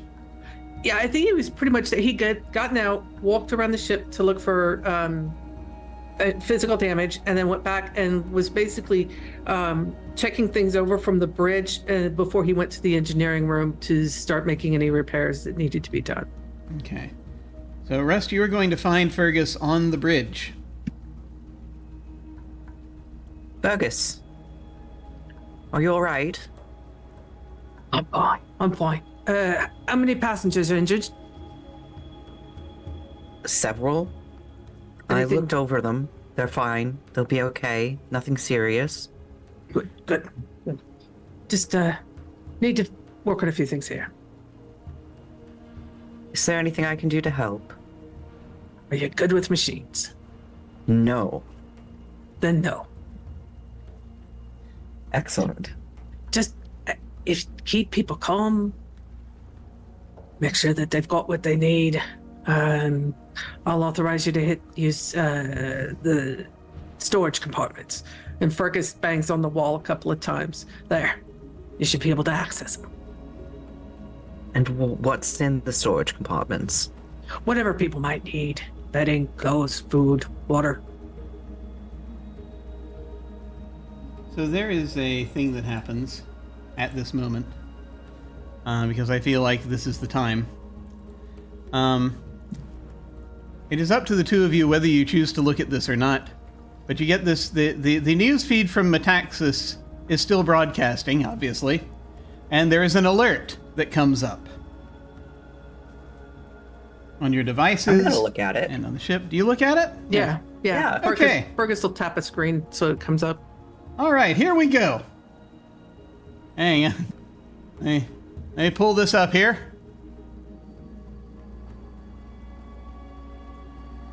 Metaxas has a news station. Only the one news station. It's controlled by the company, but they don't directly control it. It's indirectly controlled by the company. Here we go. For the first time in nearly 3 centuries, an apparent visitation has occurred in Metaxas' spaceport. Early this morning, in a live feed to the control tower, the pilot of the CS Chimera, who goes by the name Fergus, seemed to change his appearance, revealing the visage of a xeno-organism. This was occurring as the Chimera was taking off in apparent violation of a travel ban imposed that evening. Immediately following this exchange, the Chimera appeared to vanish in a bright surge of light that seemed to come from nowhere. Footage appears of the Chimera in the spaceport being engulfed by a multicolored light and vanishing. Crown Security has released these still images of the pilot, before and after his transformation, and indicated that Mr. Fergus is now a person of interest in an ongoing investigation. They now show pictures, 2 still images from the conversation, Fergus, you had with the tower before you left. The first picture, the picture on the left, is you as you appear now. The second picture is you as you appeared in those moments when you were buying yourself some time and shocking them after your transformation. And I've been trying to describe it, but since we have you here, could you describe what that looks like? So, I've said before, Fergus grew up on a dying planet with the dying sun, cold, dark.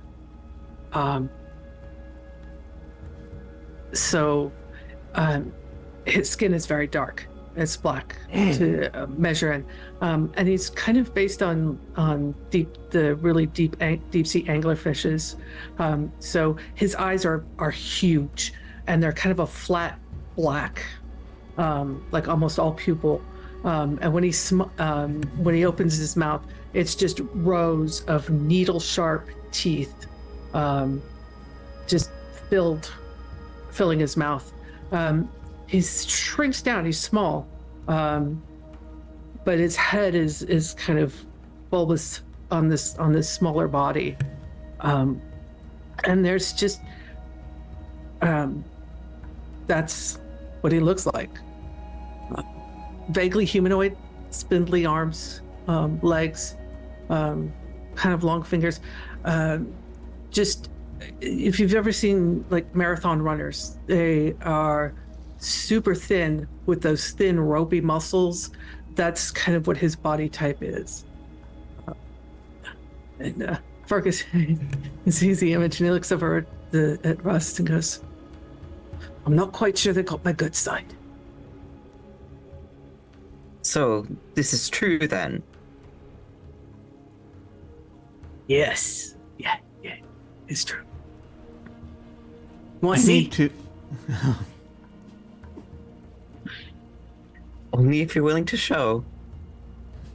And it's just like a flash. It just flashes over. It just the face flashes over and then flashes back. At this time, I would like to check in with Jackson. To cut over to Jackson. So this, you get the sense that some of the other passengers have seen this alert and they are concerned. Irina, I think, we're going to say, unless Mem wants to say otherwise, is kind of calming them down in one way or another. Either trying to convince them they didn't see it or trying to tell them everything's okay, because I believe Fergus essentially communicated to Irina at some point that he was not all that he appeared to be. Yes. So she kind of knew that this was coming. But Jackson, I'd like to know what you're doing.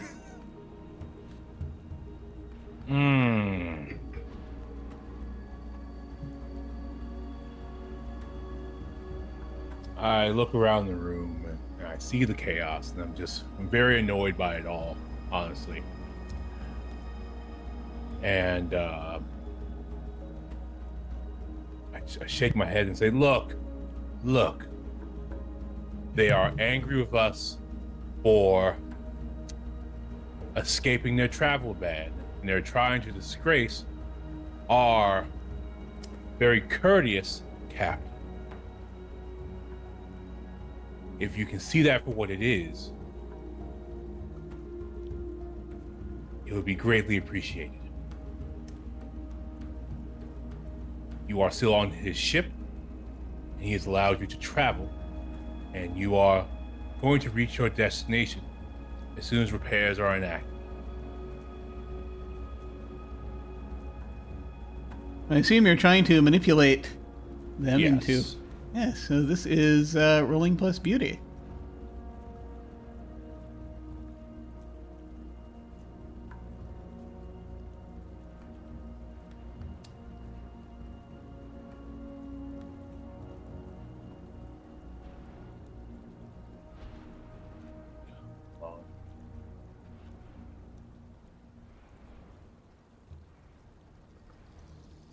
It's my sheet.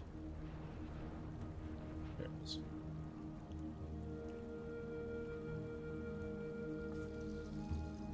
$11. So this means that it works, and so they believe you. Most of the folks who are sort of some of the merchants believe you. They're like, okay, yeah, no, this, and I feel like the Ashen, the two Ashen that were on board, are trying to have to decide for themselves whether they wish to take this on faith or not, but they have to decide if this is a revelation to them or not. Because there's a certain degree of overlap, but they are right. Seeking guidance, but they're seeking guidance elsewhere. They're not seeking guidance from you because you intimidate them. They do it. What? Yeah, they're fine. I think that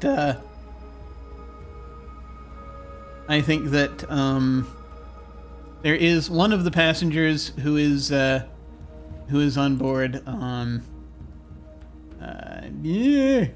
Russ met earlier is probably going to want to check. Evan is probably going to want to check in on Fergus in a little bit. But Jackson, you have successfully calmed them down. And they're willing to wait. They're willing to wait. So they're getting, they're slowly returning to their cabins. What would you like to do?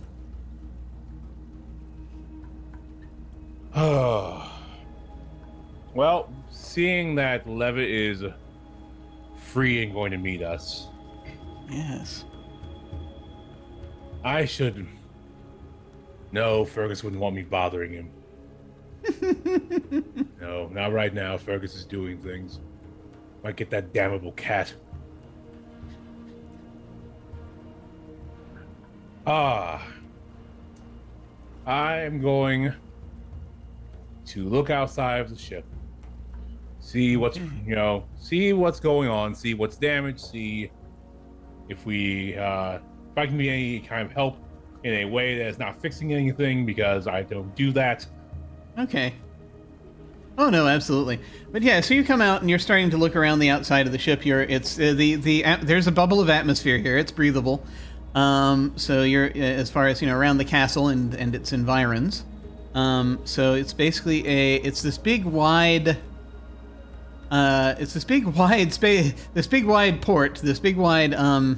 bay, docking bay, that is goes on for a bit, probably much bigger and more ostentatious than this castle probably ever needed. And you're going to start sort of looking around. I will check in, and so I'm going to check back to Rust and Fergus. So Rust Fergus has revealed this vision of themselves.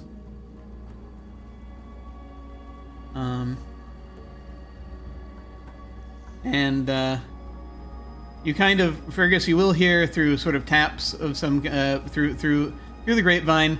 You'll sort of hear that Trinket will report to you that Jackson is outside the ship, looking around to try to, help out if there's any need to, any non-fixing helping out that needs to be done.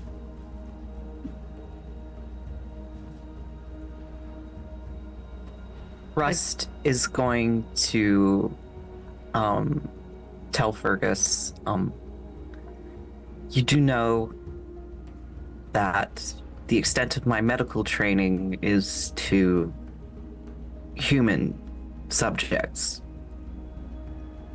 So,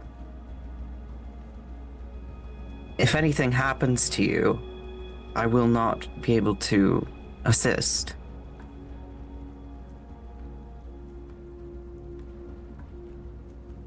Never seen my insides?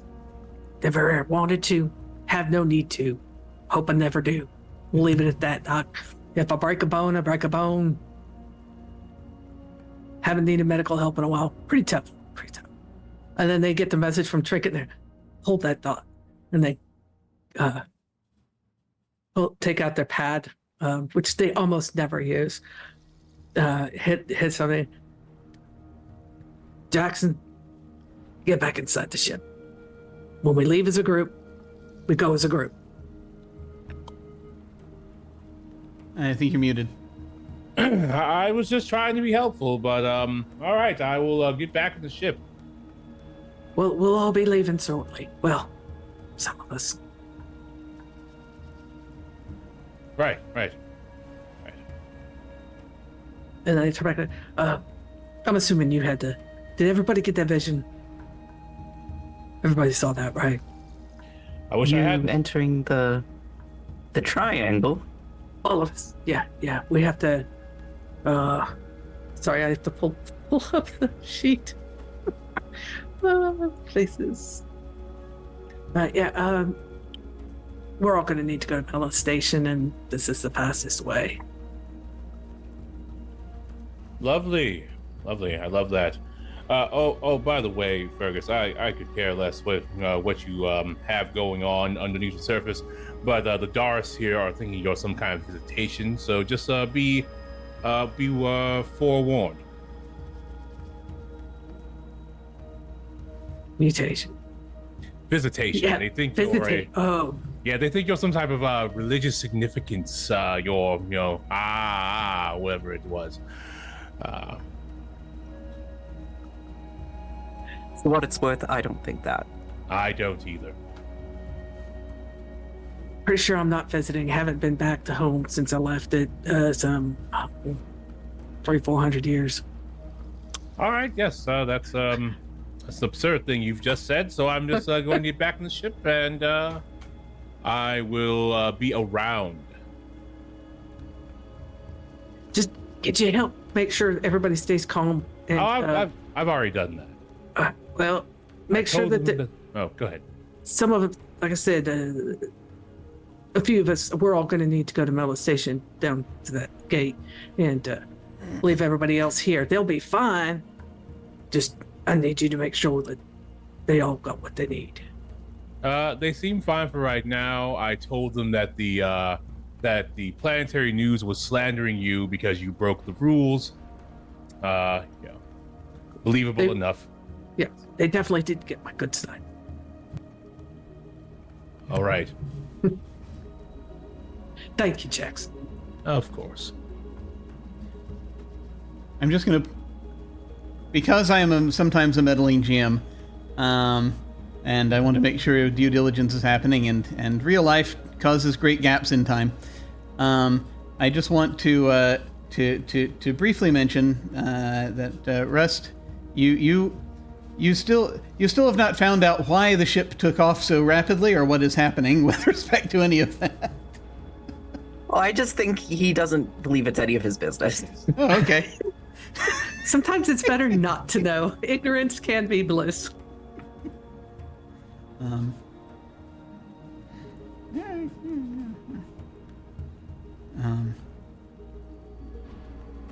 It also occurs to you that now having come out of your fog of working on stuff, that you haven't actually told anybody what happened, and I don't know if you want to or not, but that's entirely up to you. I keep my secrets. Okay. Quick question: so the last time I remember seeing Rust, he was developing those black lines. I don't think he showed anybody other than. Yes. Okay, I didn't. Only Levitt knows. Okay, Yeah. I didn't know if they were visible anywhere that wasn't covered. No, he's covered up pretty well. Yeah. Okay, I was just curious.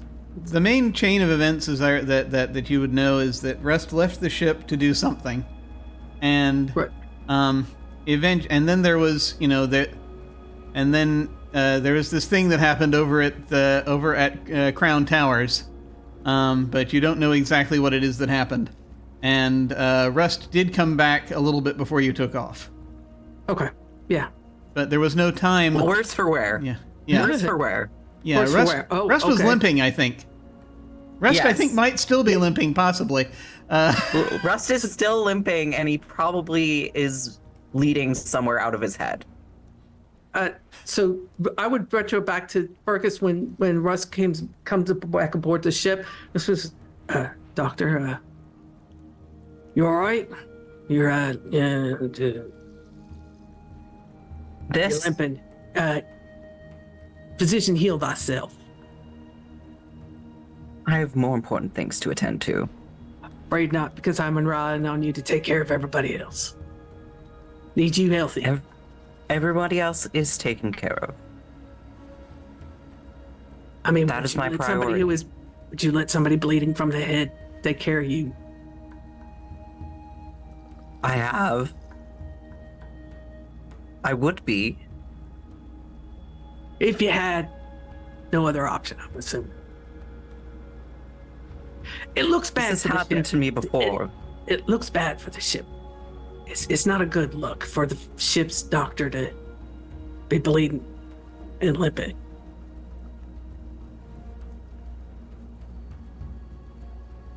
I'm just saying, doctor. Just something to consider, if you would. It just surprises me that, given the context of all the events that have happened within the past 24 hours, you're concerned about the commercial viability of the ship. No, I'm concerned about you. Commercial viability is an excuse.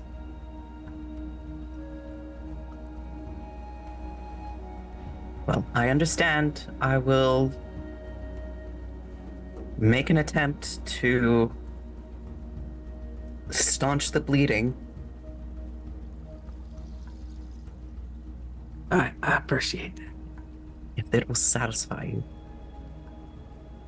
Well, yes.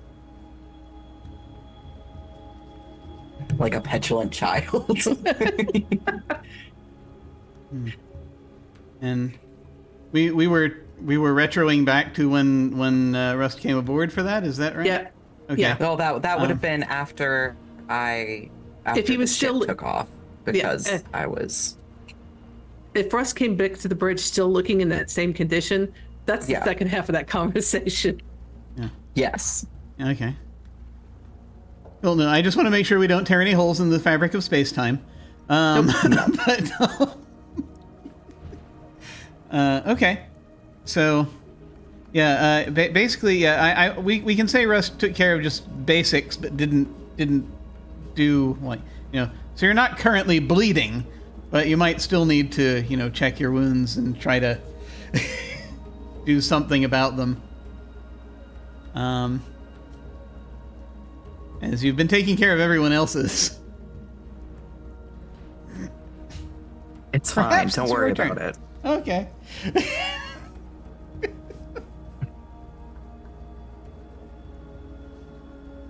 Oh, God.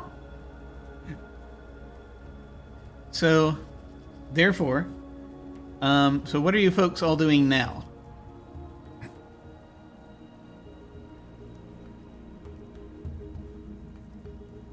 For Fergus, I think once he's made sure that everything within the ship systems are stable and going to maintain that way, and that ship supplies and everything are done, they're going to start getting ready to make that gather the group together to make that journey to through the gate. Okay. I'm gonna go find Jackson because I don't think I examined him. Ah. I just want to make sure he didn't bonk his head Okay. or something.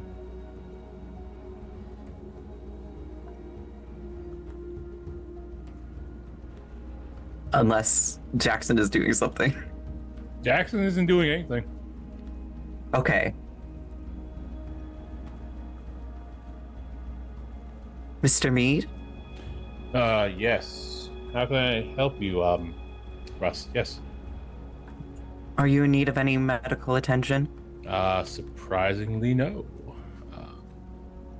I mean, I do have this small scratch on the back of my hand, but we've discussed injuries such as these in the past, so I don't think we really need to. Right. Understood. Have you observed any injuries among the passengers? Injuries of self-assurance and faith? Yes, many. I'm afraid I'm not qualified to help with those. None for me, but out there, plenty. There's a lot of quailing about the Fergus incident. It's very strange, but not unprecedented. I could care Well- less, honestly. Perhaps unprecedented, but not entirely surprising given his behavior. Is it still Fergus? Probably. That's really all that matters to me. But many people were shocked and hurt and searching for, signs of faith, and seeing Fergus as a sign of faith. I really would not like that to happen. You really disparaged these Darists and their beliefs. I think that it is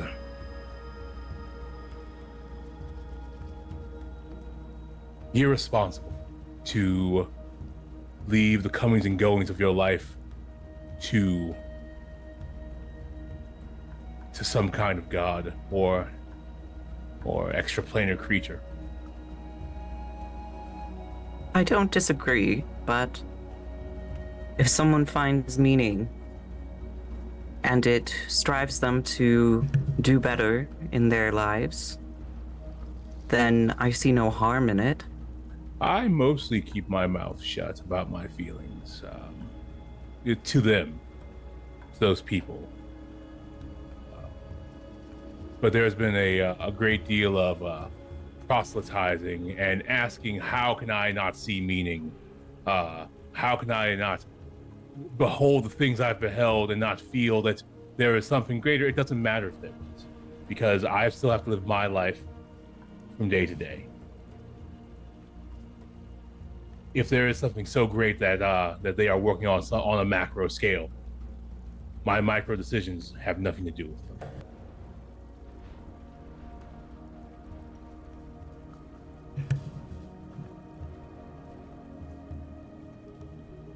I believe I can understand that. But you have no sense of a greater power at play in the universe, in your life? I've been begrudgingly drug across the coals to find that there might even be some things bigger than me. I have also come to not enjoy the idea of the meddling. The meddling I can understand. I like to believe I have some control over the things in my life.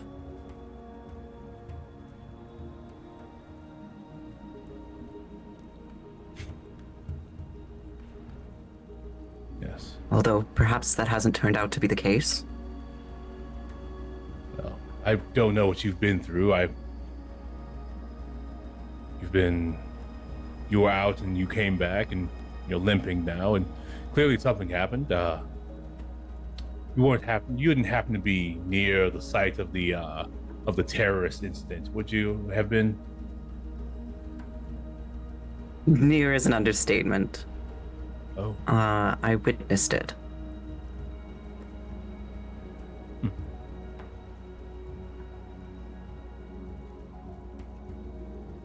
Well, was it religiously charged? Was it what was it about? If you have any insight.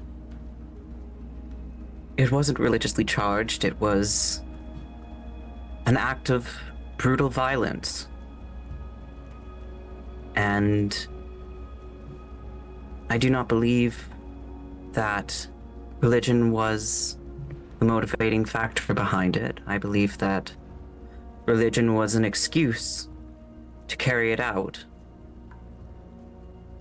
in order to frame those which the assassin did not like. Mm.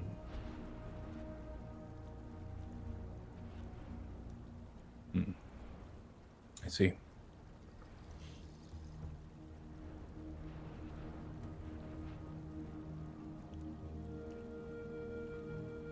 Well, I am sorry that occurred to you, or at you.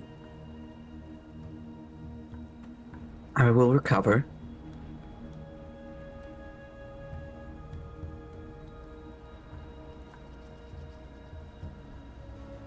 But I believe Fergus will want us to go and fulfill that vision with Right. him. The triangle. The triangle. which I am not so certain, but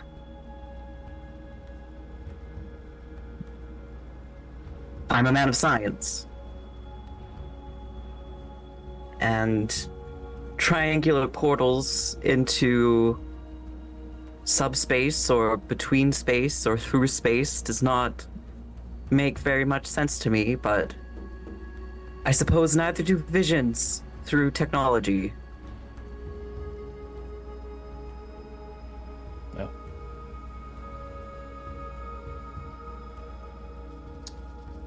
I suppose we should figure out marching order for the triangle. Yes? Yes, I agree. All right. We're gonna go find Fergus. Yeah. Who's finding us? Okay. Fergus, the only thing there was a brief point during which Evan came up to you and just wanted to check to see if you were okay. That's Percy's son, right? Yes.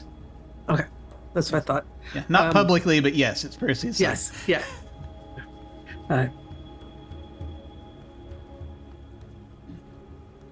You're right. Yeah, I'm fine. I just... Mr. Fergus, is that what they're saying about you true? Doesn't change anything. No, sir. It's true. Have a feeling your dad's got some secrets of his own. Maybe might even suspect it.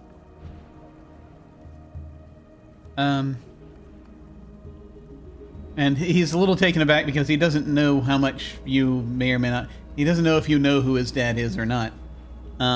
Actually, I don't even know if he knows who his dad is. He might. Oops. Yeah, he probably does. I'm gonna say this is strangely a relatively non-toxic relationship, even though it's between a mob boss and a bookstore owner. But he The heart wants what the heart wants. it does, strangely. So he's gonna say, well, no one said nothing, but I always figured there was something different. So. Have you seen Trinket?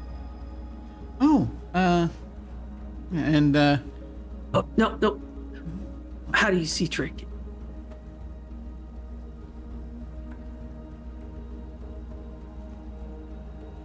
Black Cat?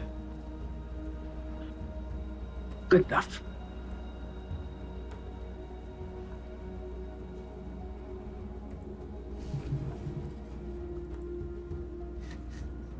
Oh, that's an interesting question. Yeah. Now that I'm getting some of the possible ramifications, but I now need to make a note because I'm trying to make sure I note down how everyone sees Trinket.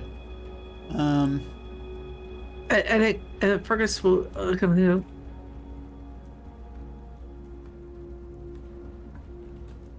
You're here because you wanted to keep you safe, and that's what I'm trying to do. And I want to make sure that he stays safe.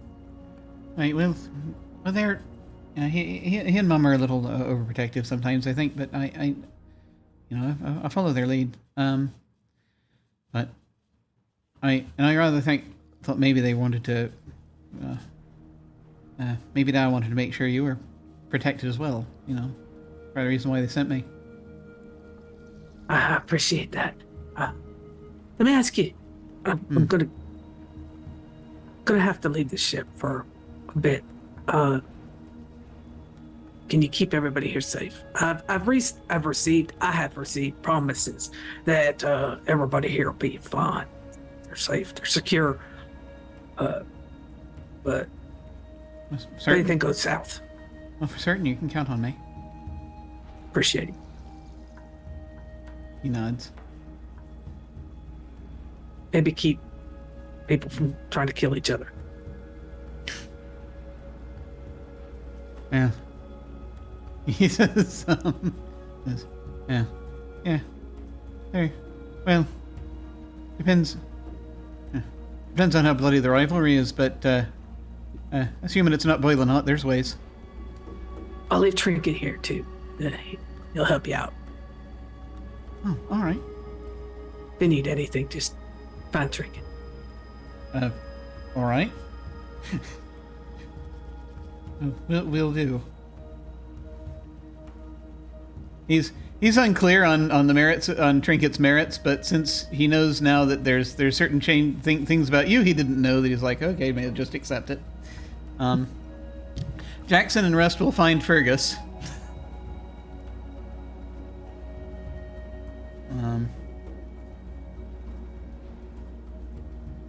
By now, he's probably moved to the engineering room and is just making a final check of systems. Yeah. And You've been everything there. basically getting stuff back in place, making sure everything is done, fixing up the things that need to be fixed up. It's mostly just just wanted you didn't overtax the engines, but it's making sure you don't, that kind of deal, because it's and making sure that getting stuff positioning bits and bobs back where they need to be, so that that came loose during the landing, that kind of thing. Mm-hmm.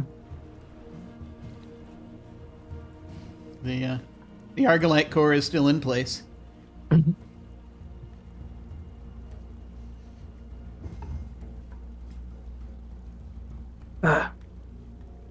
Jackson, Doctor, we could gather up Irina. We probably should be heading out.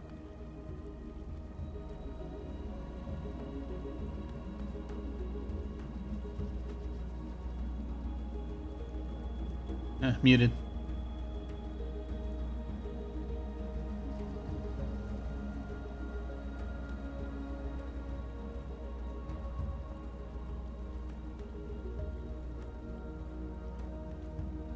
Yeah, am I still muted?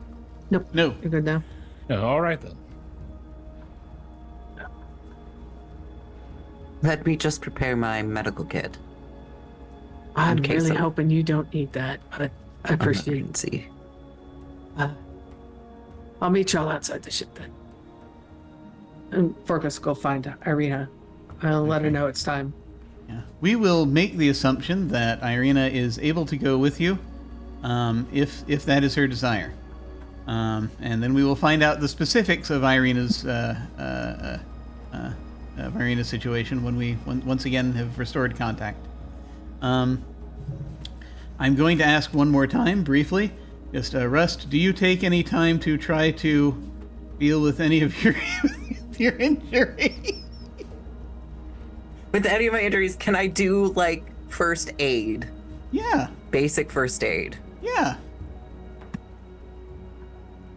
Okay, I do that. You got 4 first days aid, before like- everything explodes. Yeah, that's fine. Yeah, so you're Like, I'm not doing surgery. you're not doing surgery? I'm not doing surgery. But, like, if my leg needs stitches, I'll give myself stitches. Yeah, I mean, it's not going to be... Or yeah. super fantasy sci-fi stitches. Super fantasy sci-fi stitches. That's... yeah, it was like... it was a muscular thing, mostly, that you just needed time to heal up from. But yeah, no, you can still use the surgeon's work to... Basically, it's the same. It's the On same deal. myself?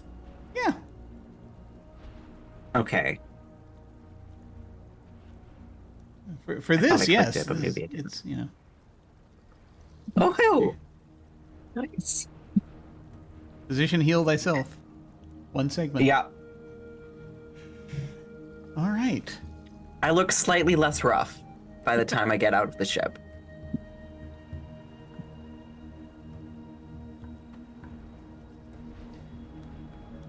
If you go to a prepared place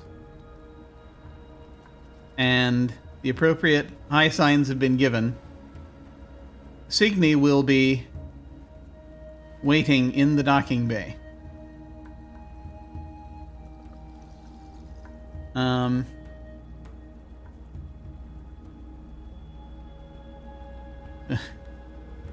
So Jackson, have you given any indication of like we're ready to?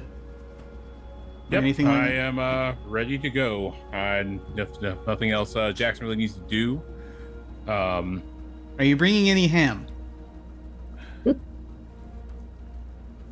No, I don't think that we're there. Wait, this is actually taking us to Molestation. Yes, and I have to Yes, bring- did, yeah. I need to bring all the ham on the little hover cart. All right. So you have that on hover cart behind you. You have been given also instructions that there's a contact you need to check in with at Molestation to their person on Molestation so that you can get folded in, basically. So that because everyone has to have a license to do business on Molestation. That was part of the whole deal. They can put you in under this person's license, basically. And so you just have to make contact with them when you get to Molestation. Signe Norman is waiting in the docking bay. She is, for those who have not met her, I believe this would be Rust.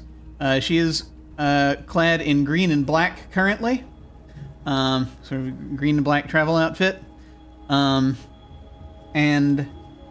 she's carrying this sort of little beacon light thing, and she will nod at you all and she will ask, "Are you all ready?"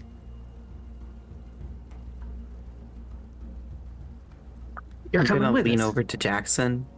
Oh, I just have to get you in Sorry. there. Am I what? No, I was gonna lean over to Jackson and ask Okay. who this is. He's involved. Fantastic. Oh, I do have an important question. Fergus, did you allow, because she was disembarking, did you allow Signe to get her stuff? I mean, her weapons? Yeah. Yeah. I'm sorry, I did not see that. Was that? You did not? Nope. She is not staying on the Chimera. Oh, but she's coming. Okay, so I wasn't clear. Is she coming with us? Not presently, no. She's going to stay at the castle for now. Ah, okay. So she would have come to you and asked to get her weapons back. I need your word. She'll not use them on anyone aboard the Chimera or affiliated to the Chimera. Of course not. Why would I do that? I don't really what people do anything anymore. You have my word.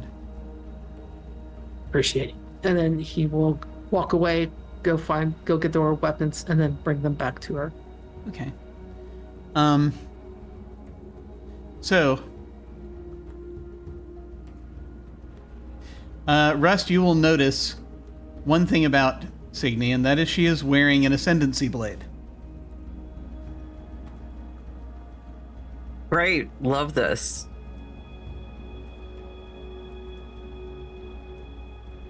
She will head to in the back corner. She will gesture you all to follow her as she heads to the back corner of the docking bay.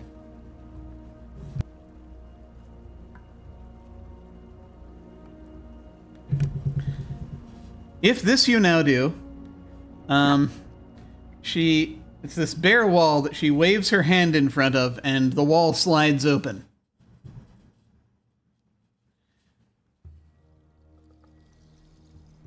She takes you down this set of stairs. And through these tunnels that are dimly lit. And she's carrying this torch thing in front of her, this beacon torch thing in front of her, so that you can all see. Fergus is actually bringing up the rear because the torch is too bright. Fair. It's like having a flash go off in his eyes, so he's in the back. You go deeper down under Castle Haberlane. And what you will see there are a few things you're going to see there in the chamber she is bringing you to. And I just want to make sure you have this information before we proceed. Or before... I just want to make sure you have this information before we ring off for the day. As you're coming down, there's a set of stairs. You sort of head down. Big ramp you head down. Into this wide chamber, sort of with a vaulted ceiling. And you can't actually see the edges of the chamber. It's like it's shrouded in darkness. There are, however, banks of equipment here. Old, dusty. There are pillars here holding this, a couple of pillars holding the chamber up, in fact. It's that big.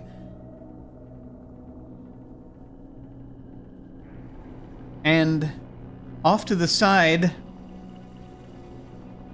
there are these... They're not glass cases,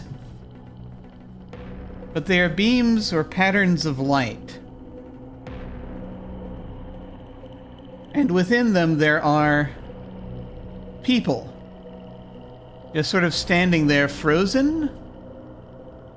Are they asleep? Hard to say. They're just like, none of them have their eyes open, but they've all got their heads down, eyes closed. Just staying there. Completely frozen, no movement. Across the way, you see the ramp goes forward through the chamber and up toward this, on the far end of the chamber, as you can come and you can start to see this massive triangular gate. This triangular structure made of something. It might be some kind of metal or stone.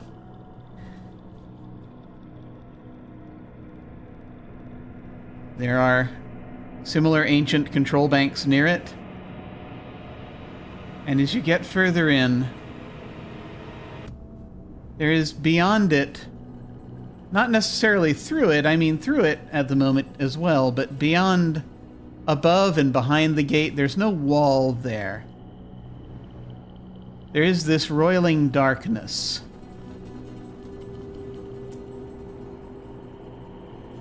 But every now and then, from that roiling darkness that seems almost infinite, again, beyond there you can't see a ceiling to the chamber or a floor beyond where this gate is.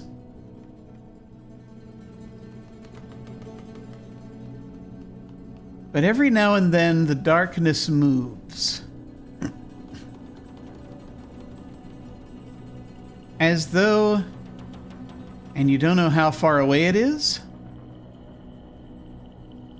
like something massive is shifting in the space behind the gate.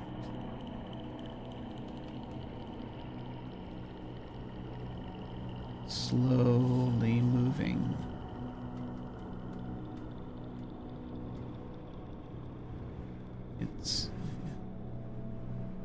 It's mass.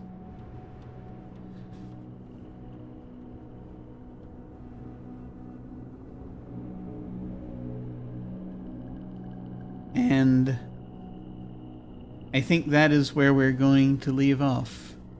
I have so many questions right now. So many things I want Fergus to be doing. Oh dear. I will give you these two adjectives. It is big and sinewy. I think sinewy is probably the right word. Is sinewy the right word?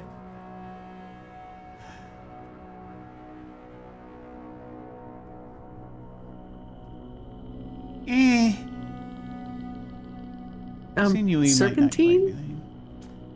It's a touch. Might be a touch serpentine. It's a touch serpentine. It could be. It depends on how hard you want to look at it. Yeah.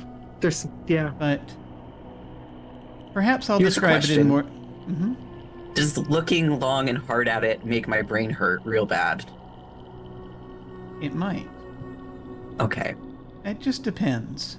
I mean, it's not going to try to make your brain hurt as a result of looking at it.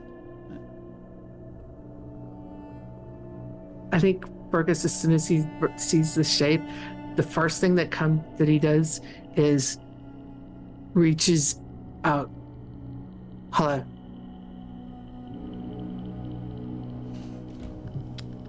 I greet you. The figure stirs.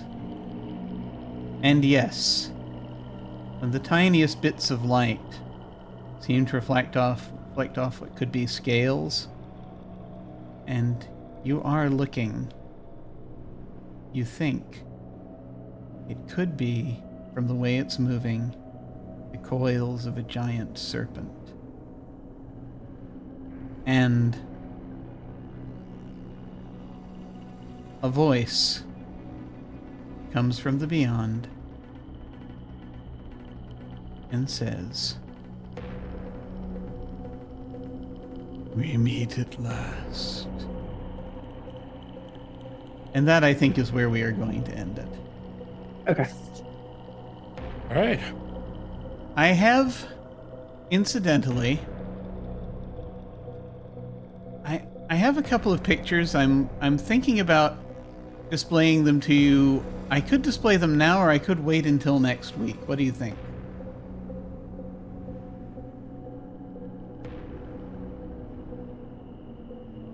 Whatever you feel like. Yeah, I'm good either way. I'm going to make them visible to you, but I'm not going to hit the show them to you button. These, again, this is not exactly it, but it's to just give the impression. You've probably got a good image in your mind already.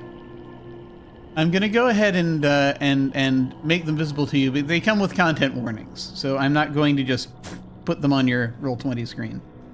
Content warning, massive snake-like being. All right. Let me grab that, in fact. And I'm just going to edit it real quick so that all the players can see it. So that if you wish, you may voluntarily look in the handouts to see these creatures. These samples, just to give you the idea of the kind of thing we're talking about. The second one is particularly sinister, but I don't want to force it on you in case you don't want to look at it, because it's understandable.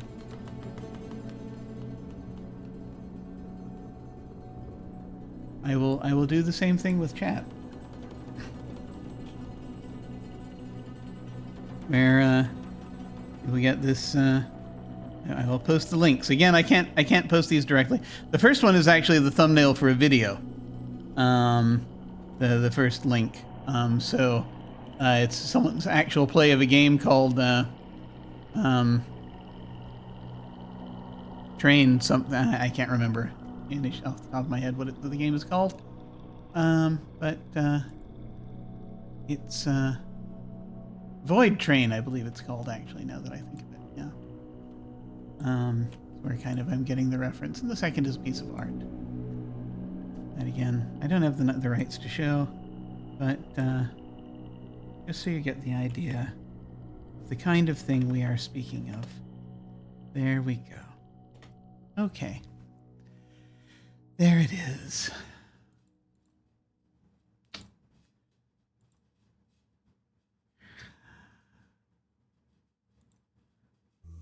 Well, we are now going to retreat into the ether as we leave these folks here, as they have come into the home of a giant galactic serpent. And we will find out next time how things proceed. We're going to go ahead and go around and do our outros. feel free to tell folks where they can find you and give any final thoughts you have about this session. And we will start, and we're going reverse order. We'll start with Robin. Hi, everyone. I've been Robin. Thank you all for tuning in.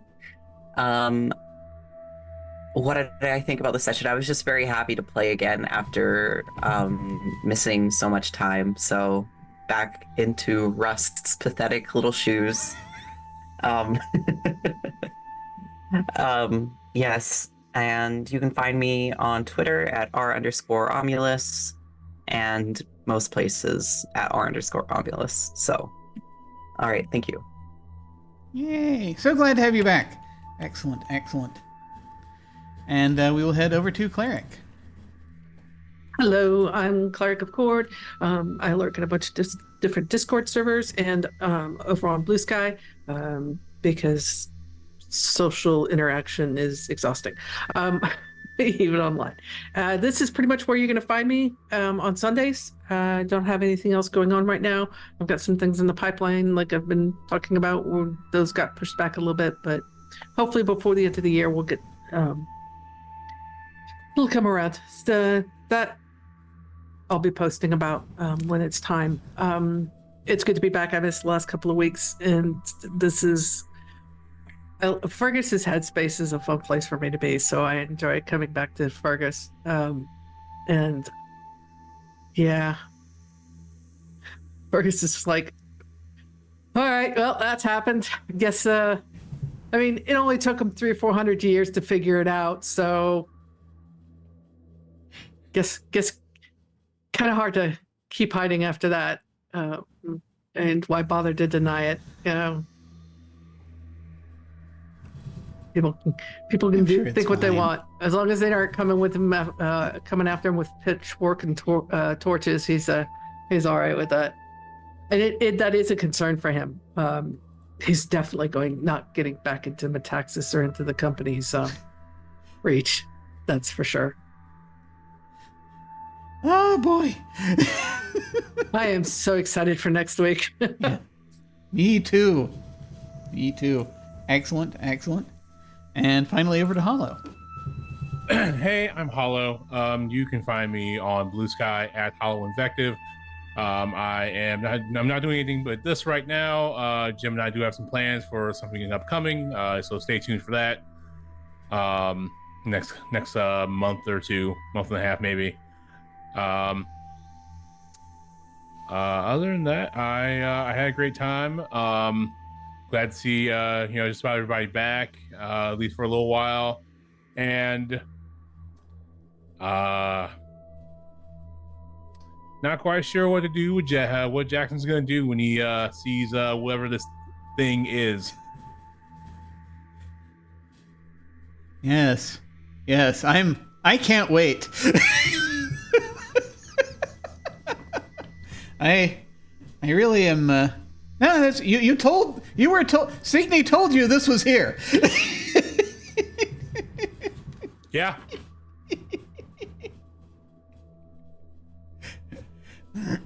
But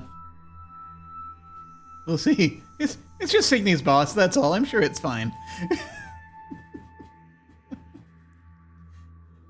Excellent. I'm sorry. Wait, what? Stuff. Yeah, stuff. Boss? I'm sure it'll all become clear. Yes, we look into the darkness for things to become clear.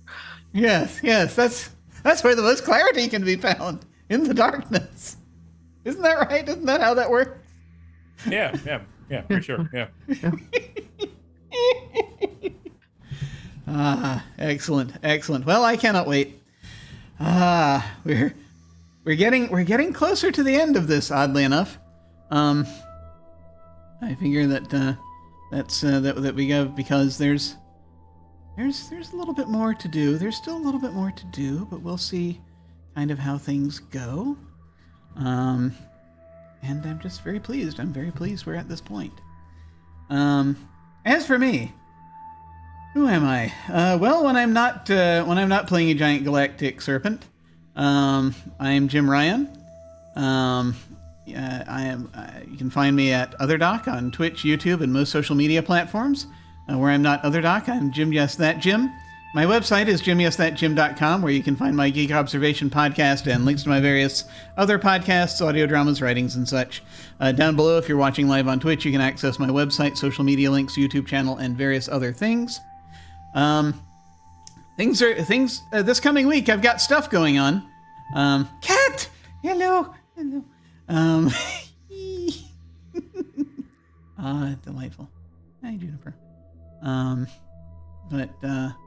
This coming week on Thursday, if Lucci is available, we'll be doing Deadline that afternoon.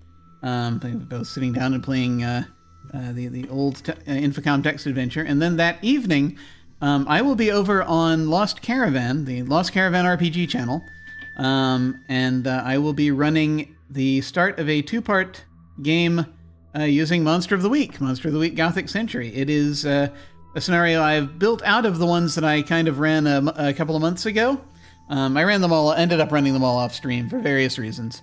But this is now going to be a 2-part scenario that I'm going to be running on their channel. The first part is this coming Thursday, the 11th.